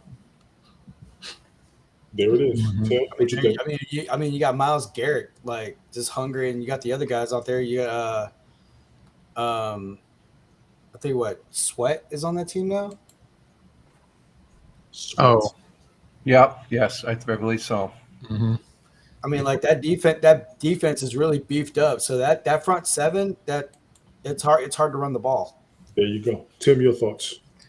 Yeah, I agree. I would sit him. I wouldn't play Gus Edwards either. He's in a big timeshare split as well, and you don't know necessarily how that plays out with them. But I haven't been a huge fan of the running backs in Baltimore anyway, in general. Gotcha. Mike? I disagree with both of you, and I'll tell you why. Cleveland right now has so many injured players. It is freaking ridiculous. It is insane. And most of them are starters. Like back, groin, knee, concussion, shoulder, toe. That's what happens when you put your toe in the wrong place. Rich, Can we show this? Like, it's insane. I've never seen so many injuries. I'll bring it up afterwards. Hold on to the end. Rich, all right, hold on. So I don't think Cleveland's going to be the Cleveland we know. Sorry. What do we do with this? I would beg to differ. I think again, this is going to be a strong defensive. I think agree. I think I would agree with Tim on the running backs because I think Lamar Jackson will get more running. He gets more yardage than the running backs and stuff like that. So, but that's after the play opens up and develops and stuff. But the running backs, that's Cleveland's front line, injured or not injured. I don't know. And again, the running backs have not scored tremendous points. I mean, they're averaging anywhere from 4 to 10 points fantasy. So it's, take your pick, I guess. Except for Zach Moss. Zach Moss has been putting up numbers. He's the first running back. Yeah, true. Running backs in fantasy football. Okay, we got ads on Twitch. I didn't realize that. Thank you, Mel. I just want to add one thing here. The reason their running game can be good is because Lamar is so feared. He is a distraction. That's the thing. Like, he can go anytime. So they're watching him more than they're watching. They need to run more. The problem is half the teams don't run enough. Like, if you go back to old football, the guy's got like 40, 50 carries. And of course they got the yards. And every once in a while they'd have a run and it would be 45 yards. Well, that's going to help your average. You know what's crazy? When you say that, they're watching Lamar. The offensive line has to protect them because you know who they kind of compare Lamar to. They used to play football. Michael Vick. He had to run the ball because they didn't have protection in their eyes. That's the kicker. So the other members of the team can't get the ball. I don't know if it's because he can't throw or if he holds the ball too long or if it's offensive line. It's one of those three. But everybody gets Lamar Jackson. Y'all got to remember, he got hurt a couple seasons ago and that team was destroyed. They better build up to protect him. He loves that team now. Oh my God! Whatever they're paying him, he's taking it. He loves the team. Yeah, he doesn't want to leave at all. He doesn't want to leave at all. When they were sitting him out, he was running around like a kid at Christmas. He was so happy. And it's like Tim said. If they can watch film on you long enough, they can figure out your patterns. Problem with him is he never does the same thing twice. He ain't supposed to. being a professional. You're not predictable. That's what makes you a professional. Right. It's like when you talk fast, we know what's going to happen next. It's not Yeah, good. but if you rewind it, you'll hear exactly what I said because I understand I'm always You have to rewind it to understand Damian what you said. Pierce of the Texans and Devin Singletary of the Texans against the Bengals. This is Siddons, right? Yeah, this is Siddons. Yeah, They that's said both definitely against the Bengals. I think this is going to be attributed to the Bengals defense. I said it last week. The Bengals are back. Texans are no joke. Texans are doing real good, but the Bengals are back. So it'll be a defensive matchup. So pretty much, I would hate it if it gets decided by field goal again. Because those two back-to-back losses by field goal. Oh man, Yeah, they used to happen to Carolina back in the 2000s. I'm only down to a little portion of my bourbon right now because I was so angry. He's a little low on the Woodford Reserve. So I'm sitting there like, I'm yeah, because like think about it. I mean, against Atlanta, I'm like, you got to be kidding me. Yeah, And then against Tampa Bay. I mean, then against the other Tampa Bay. Like, come on already. Exactly. It's gonna be like that because I mean, you got both strong defenses and everything. So it's just mainly the offense. So it's no disrespect to the Texans. They're having a hell of a season. Let's just be real. They are having one hell of a season, and they're going up against, and I'm gonna say it again, a Super Bowl contender. Actually, a Super Bowl pick. Your favorites are going to be Kansas City and Philly as the Super Bowl contenders or Super Bowl standards. But a Super Bowl pick should be the Bengals. The Bengals and the Bills are up there. Yeah, the big thing, though, Tony, to look at for these two running backs is the line that says Texas running backs are averaging 3.1 yards per carry. Mm-hmm. So that's not going to be a lot of fantasy points right there. So I can see why they set them. That's right there. That's, I think here's what's scary. Let's do this properly. The Texans can win that game. Y'all do know that, right? Yeah, that's true. Yeah, they are in a position this season to be one of the major upsets of the weekend.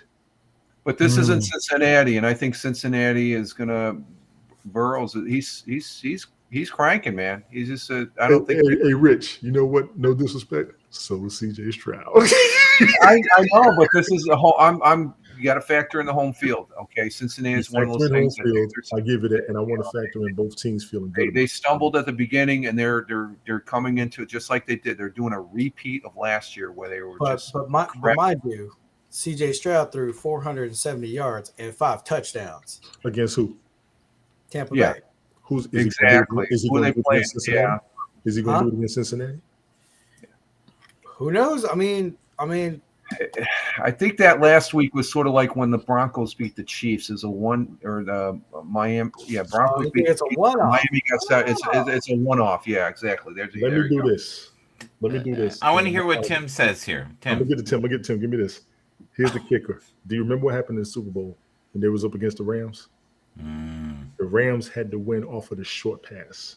They couldn't throw against them, and they could barely run against them. Yeah. Do not sleep on the Bengals defense. Go ahead, Tim. When you have a quarterback that's doing what Stroud's doing, you would think it makes it easier for the running back. And I remember Miles Sanders saying last year that his job has never been easier since Jalen Hurts performed the way that he did last year. Mm-hmm. And even with that, they still are at 3 yards a carry. So it's either the way that they run the offense or they just don't know how to function in that offensive scheme. I don't know what it is, but I just would not mess with them because they just aren't getting it done. And when you know there's a quarterback behind the center that can put the ball down the field the way he does, the defense usually loosens up a little bit just to protect themselves. I forgot about it. It still isn't working. Good point. I mean, yeah. Go ahead, Mike. I think what we're forgetting again is the younger teams are going to have less fatigue as we go on. They're going to heal faster. Unfortunately, if you look at the injuries, the Bengals have a lot of injuries as well and key players. Keep going. So I think it's going to be a great game. I think it's going to be fun to watch, and that's what should matter. It shouldn't be all about fantasy. But, with my slow brain, I have to process. Yeah, you're new to this, so we'll just keep going. Kareem Hunt, sit him against the Ravens. I got no debate against this because Kareem Hunt hasn't been the same since he left the Chiefs. Anybody? I'd sit him. Sit him. That's a no-brainer. Both of them Panthers. That's all you have to say. Herbert and Miles Sanders. See, I couldn't sit neither one of these running backs against the Bears, except for one thing: the Bears have always had a decent defense. And the thing about it is too, I started both of Chuba Hubbard and Deontay Foreman, and this was Thursday night's game, was it not? Yeah. Deontay Foreman only got me 15 points, and Chuba Hubbard only got me 3. There you go. Did you say only 15 points? Yeah, he said only. You heard that, right? Only Yeah, 15 that's points. what I thought. That's I said. above average. That's more than 10. So that's what He was they're projected for 11 though. He was projected for 11, but he got me 15 points. So I'm like, all right, fine. He did his part. The Bears defense will stop you. Don't be fooled. But again, you got the rookie quarterback. This was Thursday night's game, if I remember correctly. The Bears won 16-13. It was a very low-scoring game. I didn't see a bunch of the numbers. It was defense. All defense. Okay, ladies and gentlemen, those are your running back predictions for Week 10 of the 2023 season. Of course, NFL.com.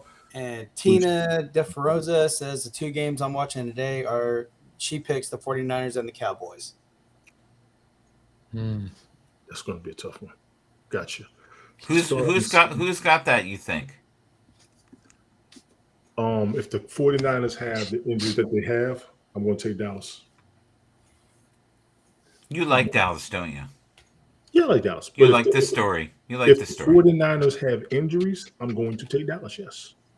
Well, the 49ers need a win like nobody's business. What do you think, Tim? Yeah, they do. So, as a Cowboys fan, with those, I would definitely lean with the Cowboys myself. Definitely today. Yeah. And the 40. Well, let me go back. So are you all talking about them playing one another, or just the games that they're playing today? I don't think they're playing together. Are they playing today this week? No. They aren't. That's why I was making San Francisco, Jacksonville is playing at 1. Right. Okay, so they're not playing each other. I was just making sure that was the context. But those are the 2 games that she's going to watch: the 49ers game and the Cowboys game. Yeah, I was going. This doesn't sound like the right week, but I was. Yeah, we got it, Tina. So you throw everybody off. I got my focus on, so I apologize, everybody. That's all right. But that's a great game. I'd watch that game every week. I can't even catch every damn game. I'll be trying to. Start them and sit on wide receivers. Christian Kirk of the shit.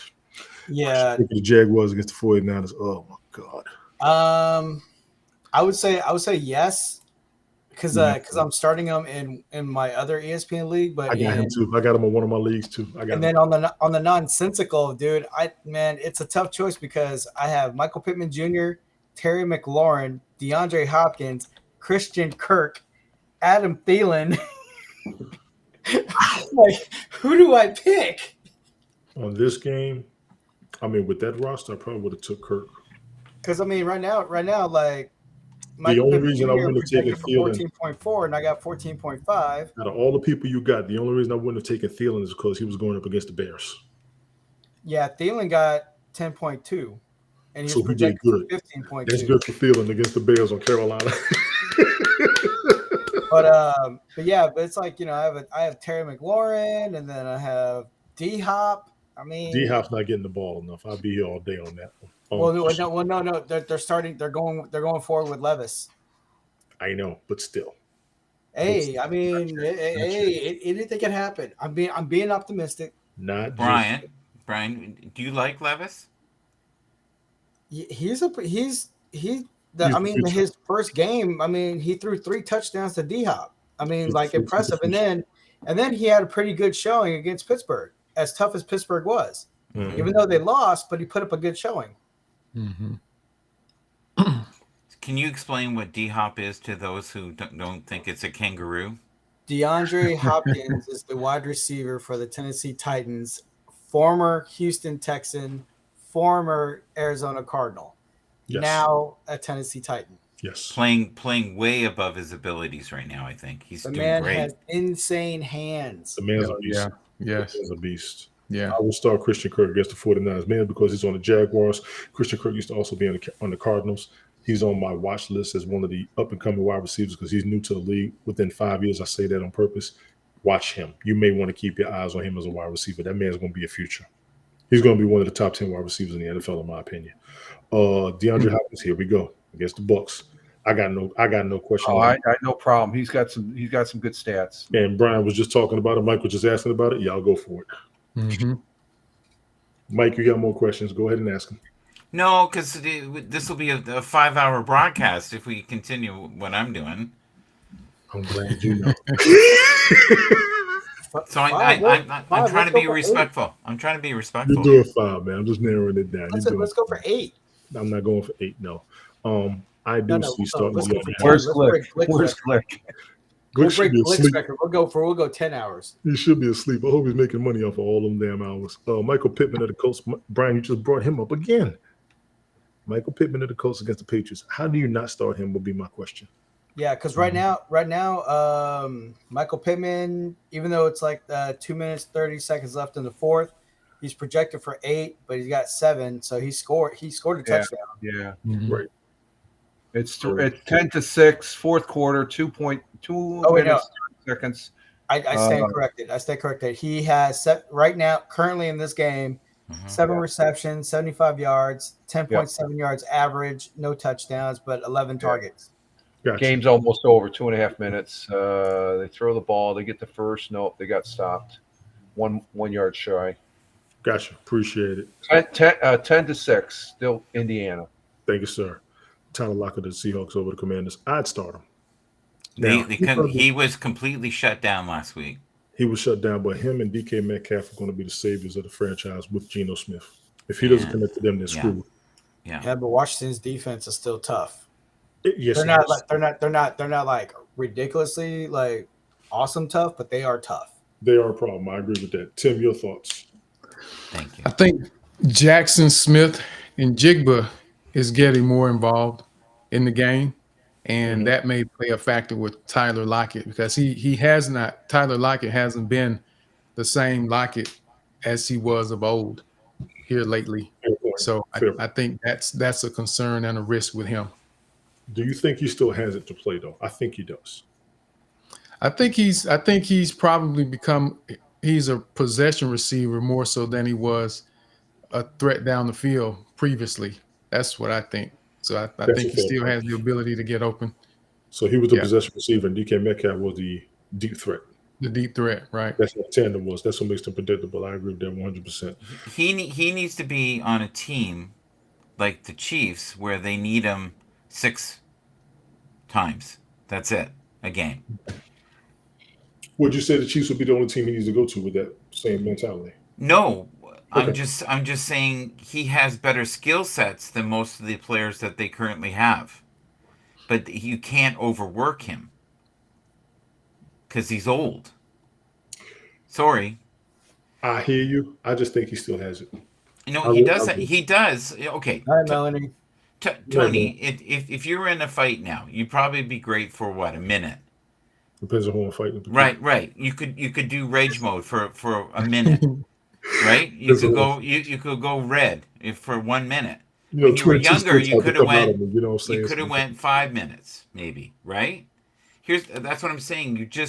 He has it, but it's a smaller dosage. Are we going to Nico now? We're about to. Okay. I like what you were saying, though, honestly. Nico Collins of the Texans and Tank Dell of the Texans against the Bengals. These are stardoms? Yeah. Okay, now this is Brian's world. Brian brought both of these gentlemen up a few weeks ago. I don't want to debate it. The only debate I have, like I said earlier, is who they're playing. The Bengals. Yeah, but also, too, as throughout the whole season, against going tough defense, they still get their yards. They still get the result, and then on they're top still of that, getting their numbers regardless of the score. That's what I need to hear more than anything. That's a lot of fantasy football players. Managers need to hear. If your players still get their numbers, win or lose, that is what matters, and that's why they are predicting them to get in the game. They may not win the game, but they will get downfield. I'm actually challenging the fact that they'll get downfield and not get intercepted. CJ Stroud is going to be one of the best quarterbacks out there. I think he's going to get about Tank Dell scored the winning touchdown. Yeah, I think he's going to get about 2 or 3 picks this game. I think we're going to take CJ Stroud's numbers. You're missing a point here, though, guys. You're missing a point. You're missing a huge point here. No, I'm not putting because of the quarterback. We now have 2 rising stars. Now Nico is slightly injured. Tank has the ability to be Pro Bowl. Now he really does. He just needs more touches, and he's one of those guys that if he gets it, he can score from anywhere. He's one of those. You give him the seam. He's not old. He's got fresh legs, and as this season goes on, the young guys heal faster. And because has such a cool collective quarterback who thinks kind of like our friend here, Tim. I wonder. I know CJ doesn't have the smooth voice though, but that's what they all say, is that he is so good under fire. Mike. Everyone around him, their game is elevated, and Brady was the same. I'm not saying he's Brady. He elevated everybody's game. Brady elevated everybody's game. We can't deny that. And then also, too, Noah Brown. Yeah, we can't deny that after watching him for 20 years in the NFL. Everybody loved playing with him. Everybody wanted to be his teammate. So he elevated everybody around him. He will go down in history for that. I'll never take that away from him, as much as I hate the Patriots. But, Brian, do you agree? Tank is got the potential to be a Pro Bowler. I think both of them. Oh, yeah. His name's in the hat. I mean, like this is like a very good year for him.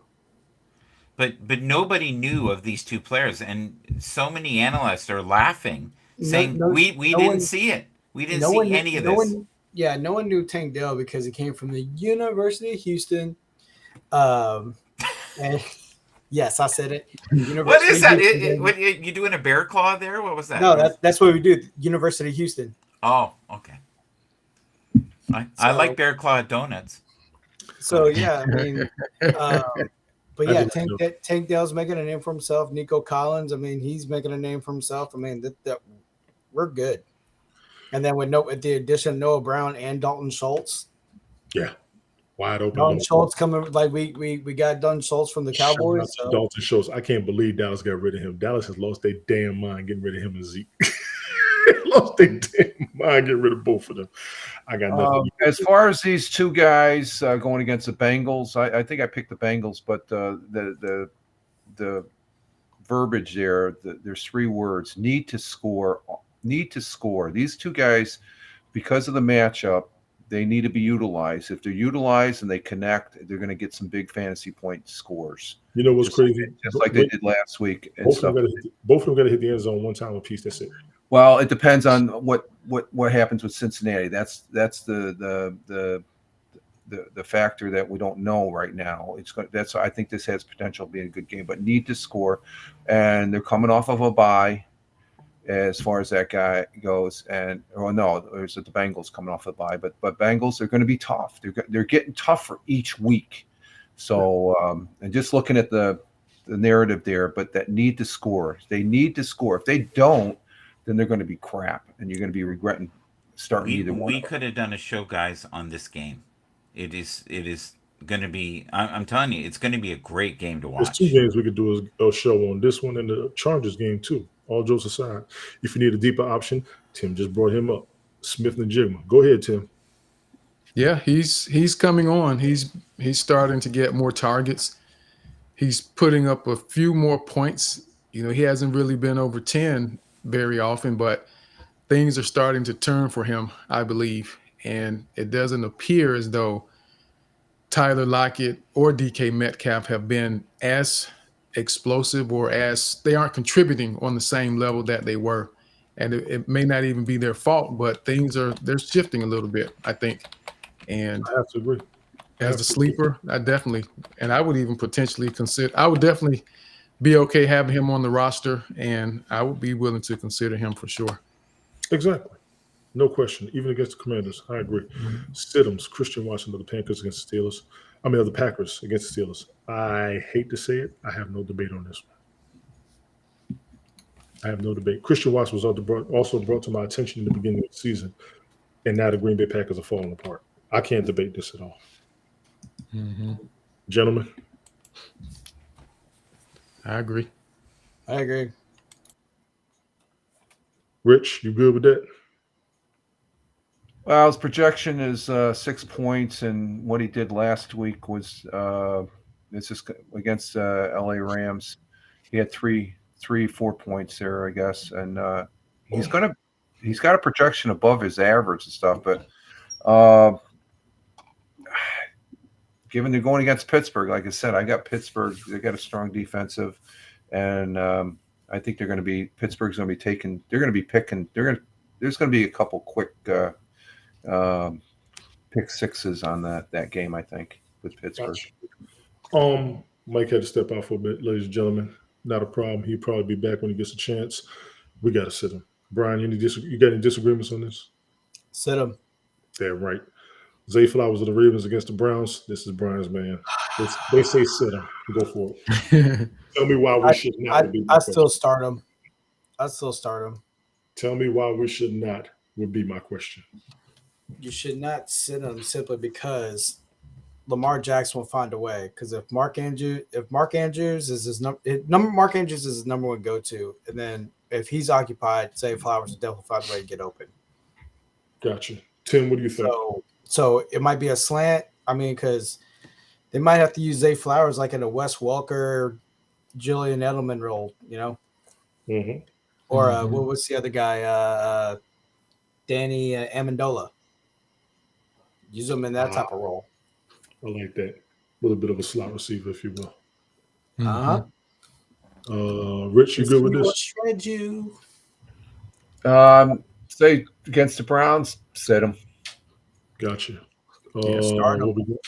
Let me say this because Beth was talking about how banged up everybody was on the Browns. Yeah. You still want to. They're still going to play, and I think they'll fight through their injuries. If they're not major, so they're on the field, so they're going to try and they're going to probably park it at the door, and hopefully they don't get injured any further. Jacoby Myers with the Raiders against the Jets. Now this one I'm not too sure about. Actually, I take that back. Just defense. You got to sit Jacoby Myers. Yeah. I got no debate. No debate. Yeah, they put some sauce on him, and yeah. Absolutely. Jahan Dotson. I don't even know who this guy is. At the Commanders against the Seahawks. They say sit him. Dotson started to break out. He scored a touchdown. He's more than 16 fantasy points, 2 straight games. He's a player, definitely one of my rosters, just not on my starting lineup. This matchup. The Seahawks have allowed the third fewest yards to receivers since week 5. Even last week when they allowed a bunch of points to the Ravens, they held, using the term lightly, Lamar Jackson to fewer than 200 passing yards. That's a damn shame. Just like the Raiders, I will still play the top option in Terry McLaurin here. Brian brought him up earlier. Mm-hmm. But I would get away from the secondary option in a tough matchup. I don't even know much about this dude. Y'all go ahead. Yeah, he's only projected 6.6 points, and so it's pretty average. He had 12 last week and 11 before, so that's below this. So I think I don't know if it's because it's going against the. You know what? I do remember his name. I take that back. Mm-hmm. I do remember his name. His name is normally on the bench when you're going through the waiver wire halfway through the season. I do remember his name. Now they just said he started to break out. He started getting the ball every now and then, but just not this game. I'm good with that. Ladies and gentlemen, those are your wide receiver picks for week 10 of the 2020 season, of course, NFL.com. Now we're going to get down to the tight ends. This is where it starts to get crazy. Once my page reloads. Kincaid, definitely start him. Which one? Yeah, buddy. Yeah, but no question there on that one. He hasn't even been getting the ball enough for a lot of the expectations a lot of us have. Mm-hmm. But he's on a team that can do it. He's going against a team that we don't think is going to stop him. I got no debate against this. None at all. Brian? Start him. Rich? No, definitely start him. He's I remember a couple weeks ago you highlighted this guy, and then I'm watching the game and I said, that's the guy Tony was talking about. So ever since then, I mean, he's on my radar as far as tight ends as much as Kelsey is there. Yeah, he's up there. He's going to be up there. Taysom Hill of the Saints against the Vikings. Let me tell y'all something. Don't start him. Army knife. Don't start him if you videos want to. anymore, Brian. Don't start him videos, if you want to, and drop him off your roster if you want to. I would pick Taysom Hill up in a minute. Yeah. Mm-hmm. He's a dual threat offensive player. Awesome player. Quarterback and tight end, I believe it is. Yeah. Go ahead. Yeah, all of that. He was listed as a quarterback and tight end last year. Yes, he was. Yep. Go ahead, Brian. Yeah, I'd say like in our league, I have Justin Ferguson for Dallas as tight end, and then I also have Taysom Hill, but I'm starting Ferguson. And then see, that's what I'm saying. Like I have good players, but it's like, dang, which one do I manage to put in? And then in my other league, I have Taysom. In my other NFL league, I have Taysom Hill as well, but then I have Sam Laporta. So it's like, well, that sucks. And then on my ESPN league, I don't have. Oh, on this one, I have Travis Kelce and Jake Ferguson. And then on my other one, on the nonsensical, I have Mark Andrews and Travis Kelce and Taysom Hill. Gotcha. So, but I already have D-Hop as my flex because I'm already starting Michael Pittman and Terry McLaurin. So you got everything wide open as far as your positions. Got it. It's a damn if you do, damn if you don't. I got to start, especially against the Vikings. I got to start. Dalton Schultz. Here we go against Texas once again. Here we go. This must be one of the big games of the week right here. We keep seeing these players and these teams popping up. Has anybody else noticed that? I have. We keep seeing the both of them come up. I'm gonna start them, even against the Bengals. Dalton Schultz, he was a beast. He was a beast in Dallas. He's going to be a beast with the Texans. Right. And he's You going want to know why? You want to know why? Why? Because he's Jay Novacek 2.0. Pretty damn much. Sorry, gentlemen. I got no on this. I'm just going to go to the next one. Cole Kemet. Let me tell y'all something. If you are not watching this man as a tight end, you might want to change your focus a little bit, or at least add him to your peripheral. Cole Kemet has been putting up numbers. Him and Zach Moss have been two of the surprising players in fantasy football that I've seen, because they are both getting serious double-digit numbers, and I do mean he had 27 points as a tight end a couple weeks ago. I didn't see that coming. I think I had him on the bench, and I'm still mad at myself. But the reason why I had him on the bench because he plays for the Bears. Right. And Fields was out, right? I think Fields was out, but Cole Kemet came in and saved the day. I got no debate against this. Anyone? And I guess that's the ideal time though, when the starter's out, to look at the tight end on a team like that, because they become that security blanket for the incoming quarterback. In certain teams, I agree. Brian, you got any debate on this? No. Rich? But I do want a Julius Peppers jersey now. He's one of my favorites. What do you think, Rich? Hey, man, defensive ends, bro. It's the brotherhood. Rich, are you on mute? Rich is on mute. No wonder he hasn't seen anything. He's on mute.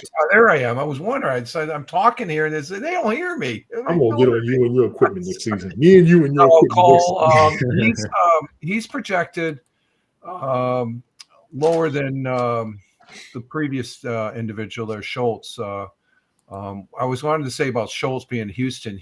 I think the tight end's going to be the same thing what I said about the two receivers there for Houston.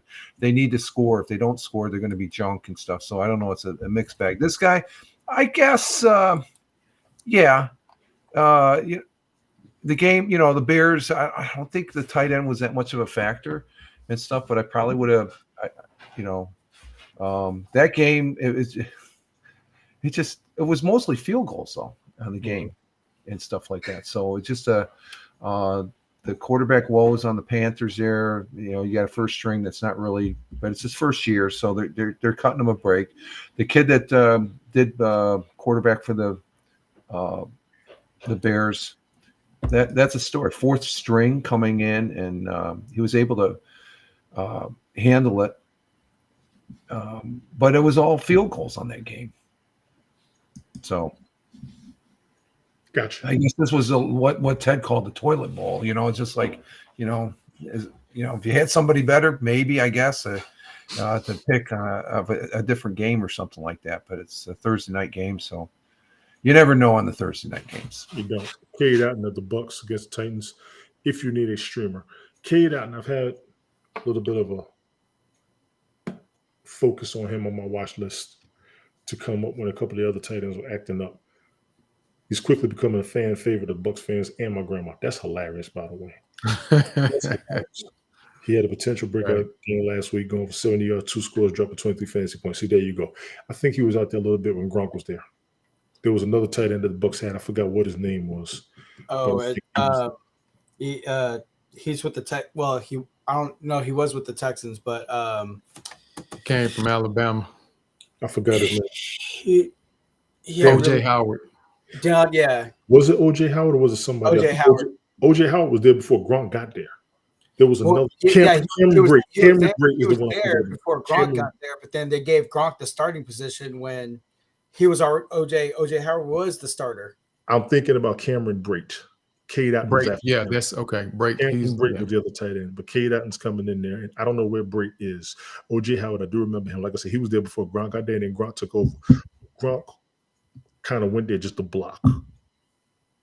OJ Howard was there as like a receiver tight end, if you will. And somebody may have to fact check me on that. But Cade Otton, y'all might want to keep your eyes on him too. He's going to be the future of the tight ends for that franchise. And like I said, he's a fan favorite amongst the Bucs. He's going to be there for a minute. They better not trade him. They're going to piss people off if they do. I think he's worth it. Y'all keep him in your back pocket. I don't see him getting double-digit points. I think he'll be one of those red zone touchdown tight ends. He's projected for 4 or 5 points. Exactly. You look at last week's game against Houston when they're losing effort. He did receive two touchdowns. So that's right there for tight end. That's pretty decent. Exactly. So for him down there, and for people seeing tight ends outside of Gronk for that team, he's going to be there for a minute. Sit him. Kyle Pitts of the Falcons. I hate to say this. I got to agree. However, at my most hard hit in this, I would still start because they're going up against the Cardinals. Gentlemen, your thoughts? I'm comfortable sitting him. I mean, because Ritter is still, he's still evolving. I mean, the other guys are still – Kyle Pitts, he's getting them. Jonnu Smith is still getting his receptions. I mean, I don't see why you wouldn't. Go ahead, Rich. I don't see why you wouldn't. Yeah, I mean, and then on top of that too, he's projected for 6 points. Last week didn't do much better than that against Minnesota. So I don't know. It just the matchup on the game there, him against I don't know the Cardinals. Even though they're 1-8, you never know what you're going to get with them. But here's the crazy part. And according to the narratives, of course, he's been sitting in the back seat to Jonnu Smith. I get well, that's true. Okay, so he's got somebody they want better out and there. Jonnu Smith is one of the more enduring tight ends. So he's a tight end waiting in the wings. Yes, he is. Yes, he is. Multi-purpose as well. Jonnu Smith is just a beast, dude. I mean, out of all the tight ends, as far as like body stature size, he's a juggernaut. Height wise, I would give it to Eric Ebron. Which, where in the hell is Eric Ebron anyway? He's a damn good tight end as well. I don't know. But he should be retired by now, I would think. You might want to keep Kyle Pitts in the league 8 years. You might want to keep Kyle Pitts on your bench in the event Jonnu Smith goes down. You just might want to. They just drafted him a couple seasons ago, so he's in the wings waiting. David Njoku, the Browns, sit him against the Ravens. You know what? I would say start him. I like him as a tight end. Yeah, he's. I would say start him. You might want to keep him on your roster. He's got a touchdown in the last 2 games he's played, so yeah, you might want to keep him. But also too. Here's the thing: when it comes to tough defenses, tight ends are the one that normally can help crack the tough defenses. Yes, it's been proven time and time again. Yes, which is why Dalton Schultz is going to light it up. Which is why Jake Ferguson is going to light it up. He kills the campaign. For all the tight ends in the league that are going against tough defenses, they're going to light it up. You're right. Michael Mayer of the Raiders, they say sit him against the Jets. Is it? Yeah, it sits. It's because of the Jets defense. I got no debate against this. Mm-hmm. That's mainly because of the Jets. He might light it up. I don't know if he will, but he's got. It's that Jets defense. Okay. All right. If he gets one pass for a first down, Brian, 10, 11, 12 yards. It's the Jets defense. Just stop. It's the Jets defense. Who's playing quarterback? I'm not. Well, the Raiders? Raiders, yeah. That's the question I want. Who's the quarterback for the Raiders? I'm not sure. Y'all get a chance, pull that up, please. I'm not sure. Juwan Johnson of the Saints. Now, this happened last week with him. Didn't they say sit him last week? I think so. He's someone that I would have on the roster if you had the space for it, because just like last year, he came on strong in maybe the last quarter to third of the season, and he kind of lit it up. He's been hurt this year, and he didn't start the season off that strongly, but he was probably already dealing with an injury, and they didn't deal with it until they sat him out. But he's someone that he gets looks in the offense. Yeah, he does. 80 and O'Connell is that the quarterback? Yeah, 80 and O'Connell. So pretty much, according to ESPN, they're projecting him at 11.1 points. And what they said about him is it says that we saw a season high 30 points on the NFL scoreboard from the Raiders this past Sunday after averaging just 15.8 points per game over the first 2 months. Kudos to Connell for his part in the improvement. That said, there's no way you can start him against a top Jets defense. Thank you. However, though, the spin, O'Connell started the second game of the season after interim head coach Antonio Pierce shook up the quarterback depth chart and demoted Jimmy G this week. The rookie wasn't directly involved in any of Las Vegas' 3 trips to the end zone, but he didn't cause any turnovers, and that was accurate when asked to extend drives. O'Connell figures to have earned another start against the Jets next Sunday, following this week's crooked score, but he doesn't yet carry enough upside to be considered outside of a deeper fantasy league. So let me throw this out there.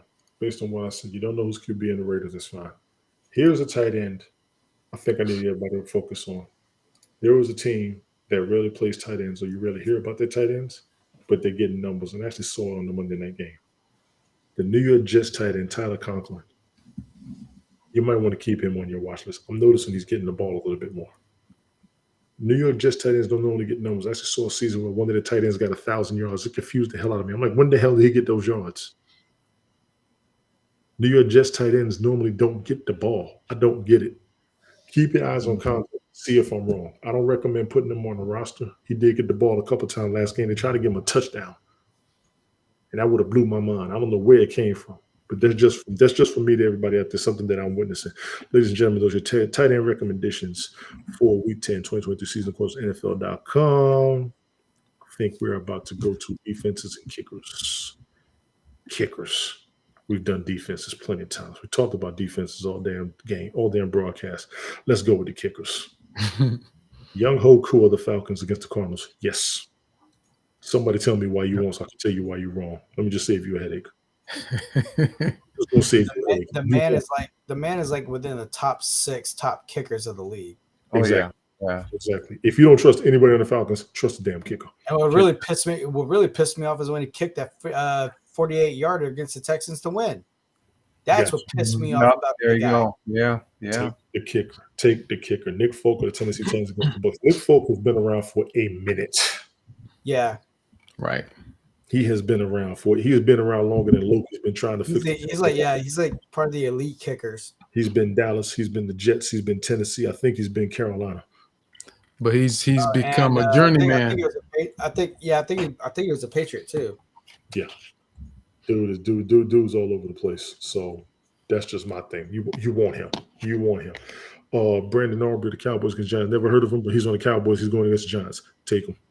Mm-hmm. Who? Exactly. Oh. 8 points projected. Okay.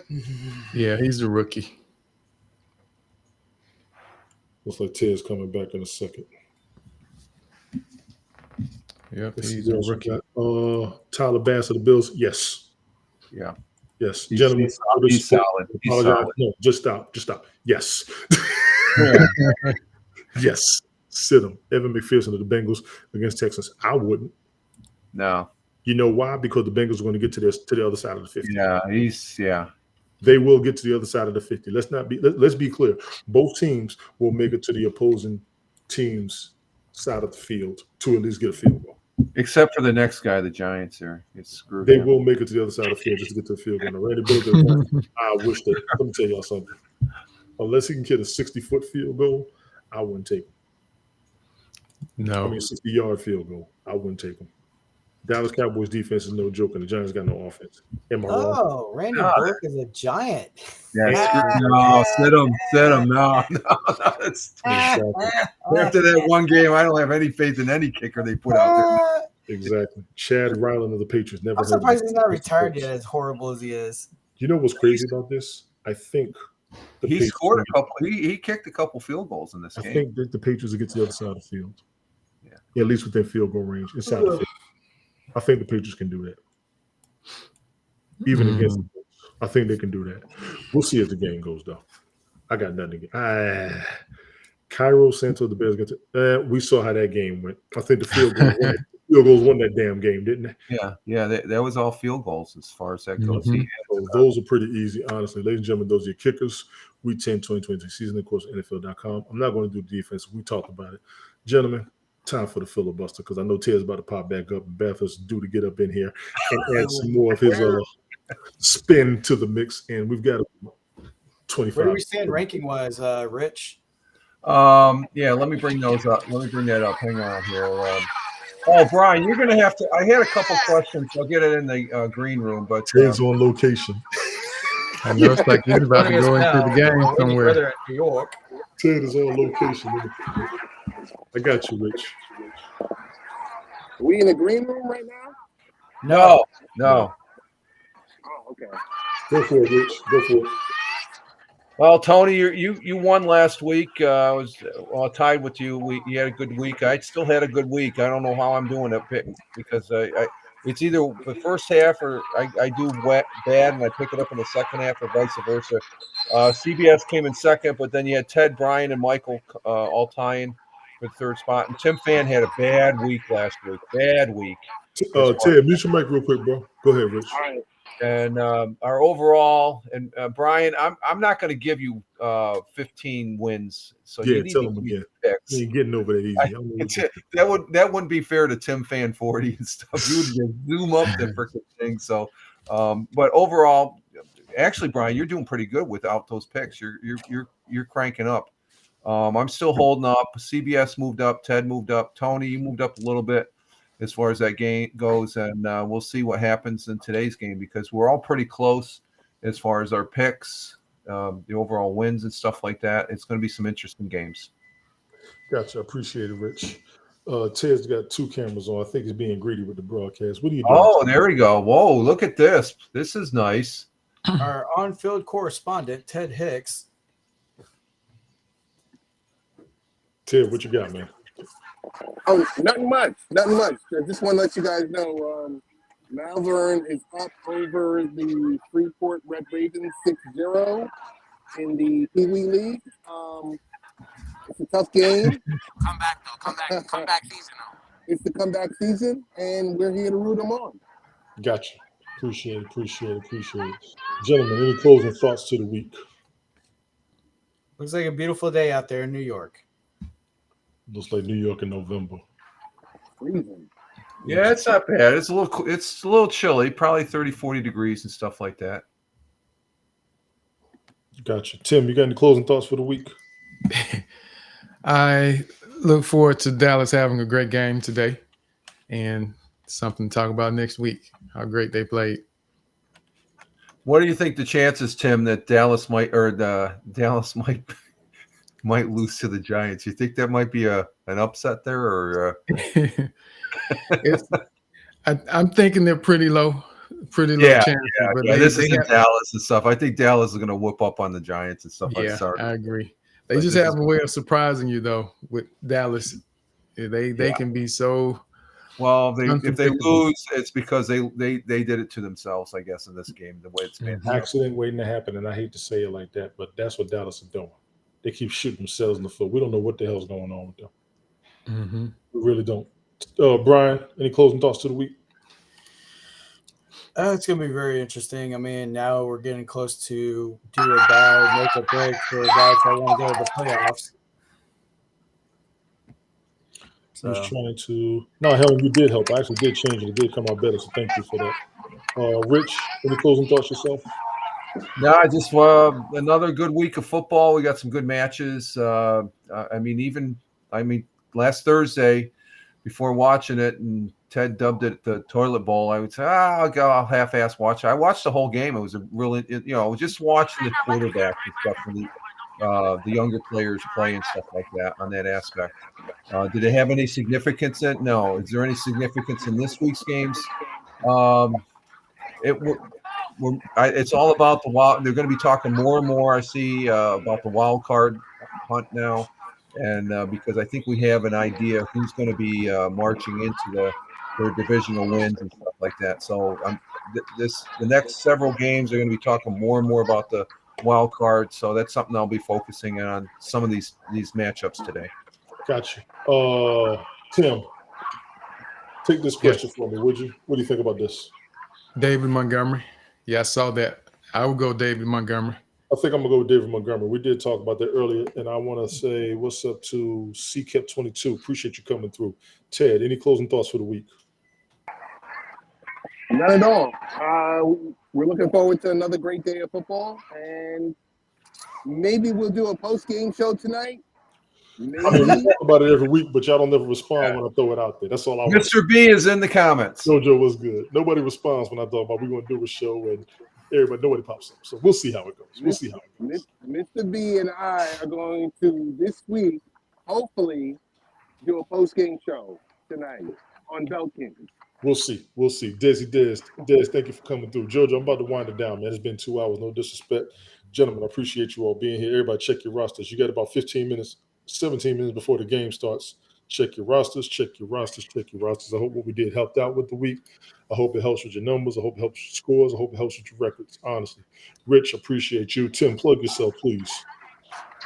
Oh, I am Tim Brown, and I host a space on X, also known as, X, formerly known as Twitter, and it's called Confident Speaking.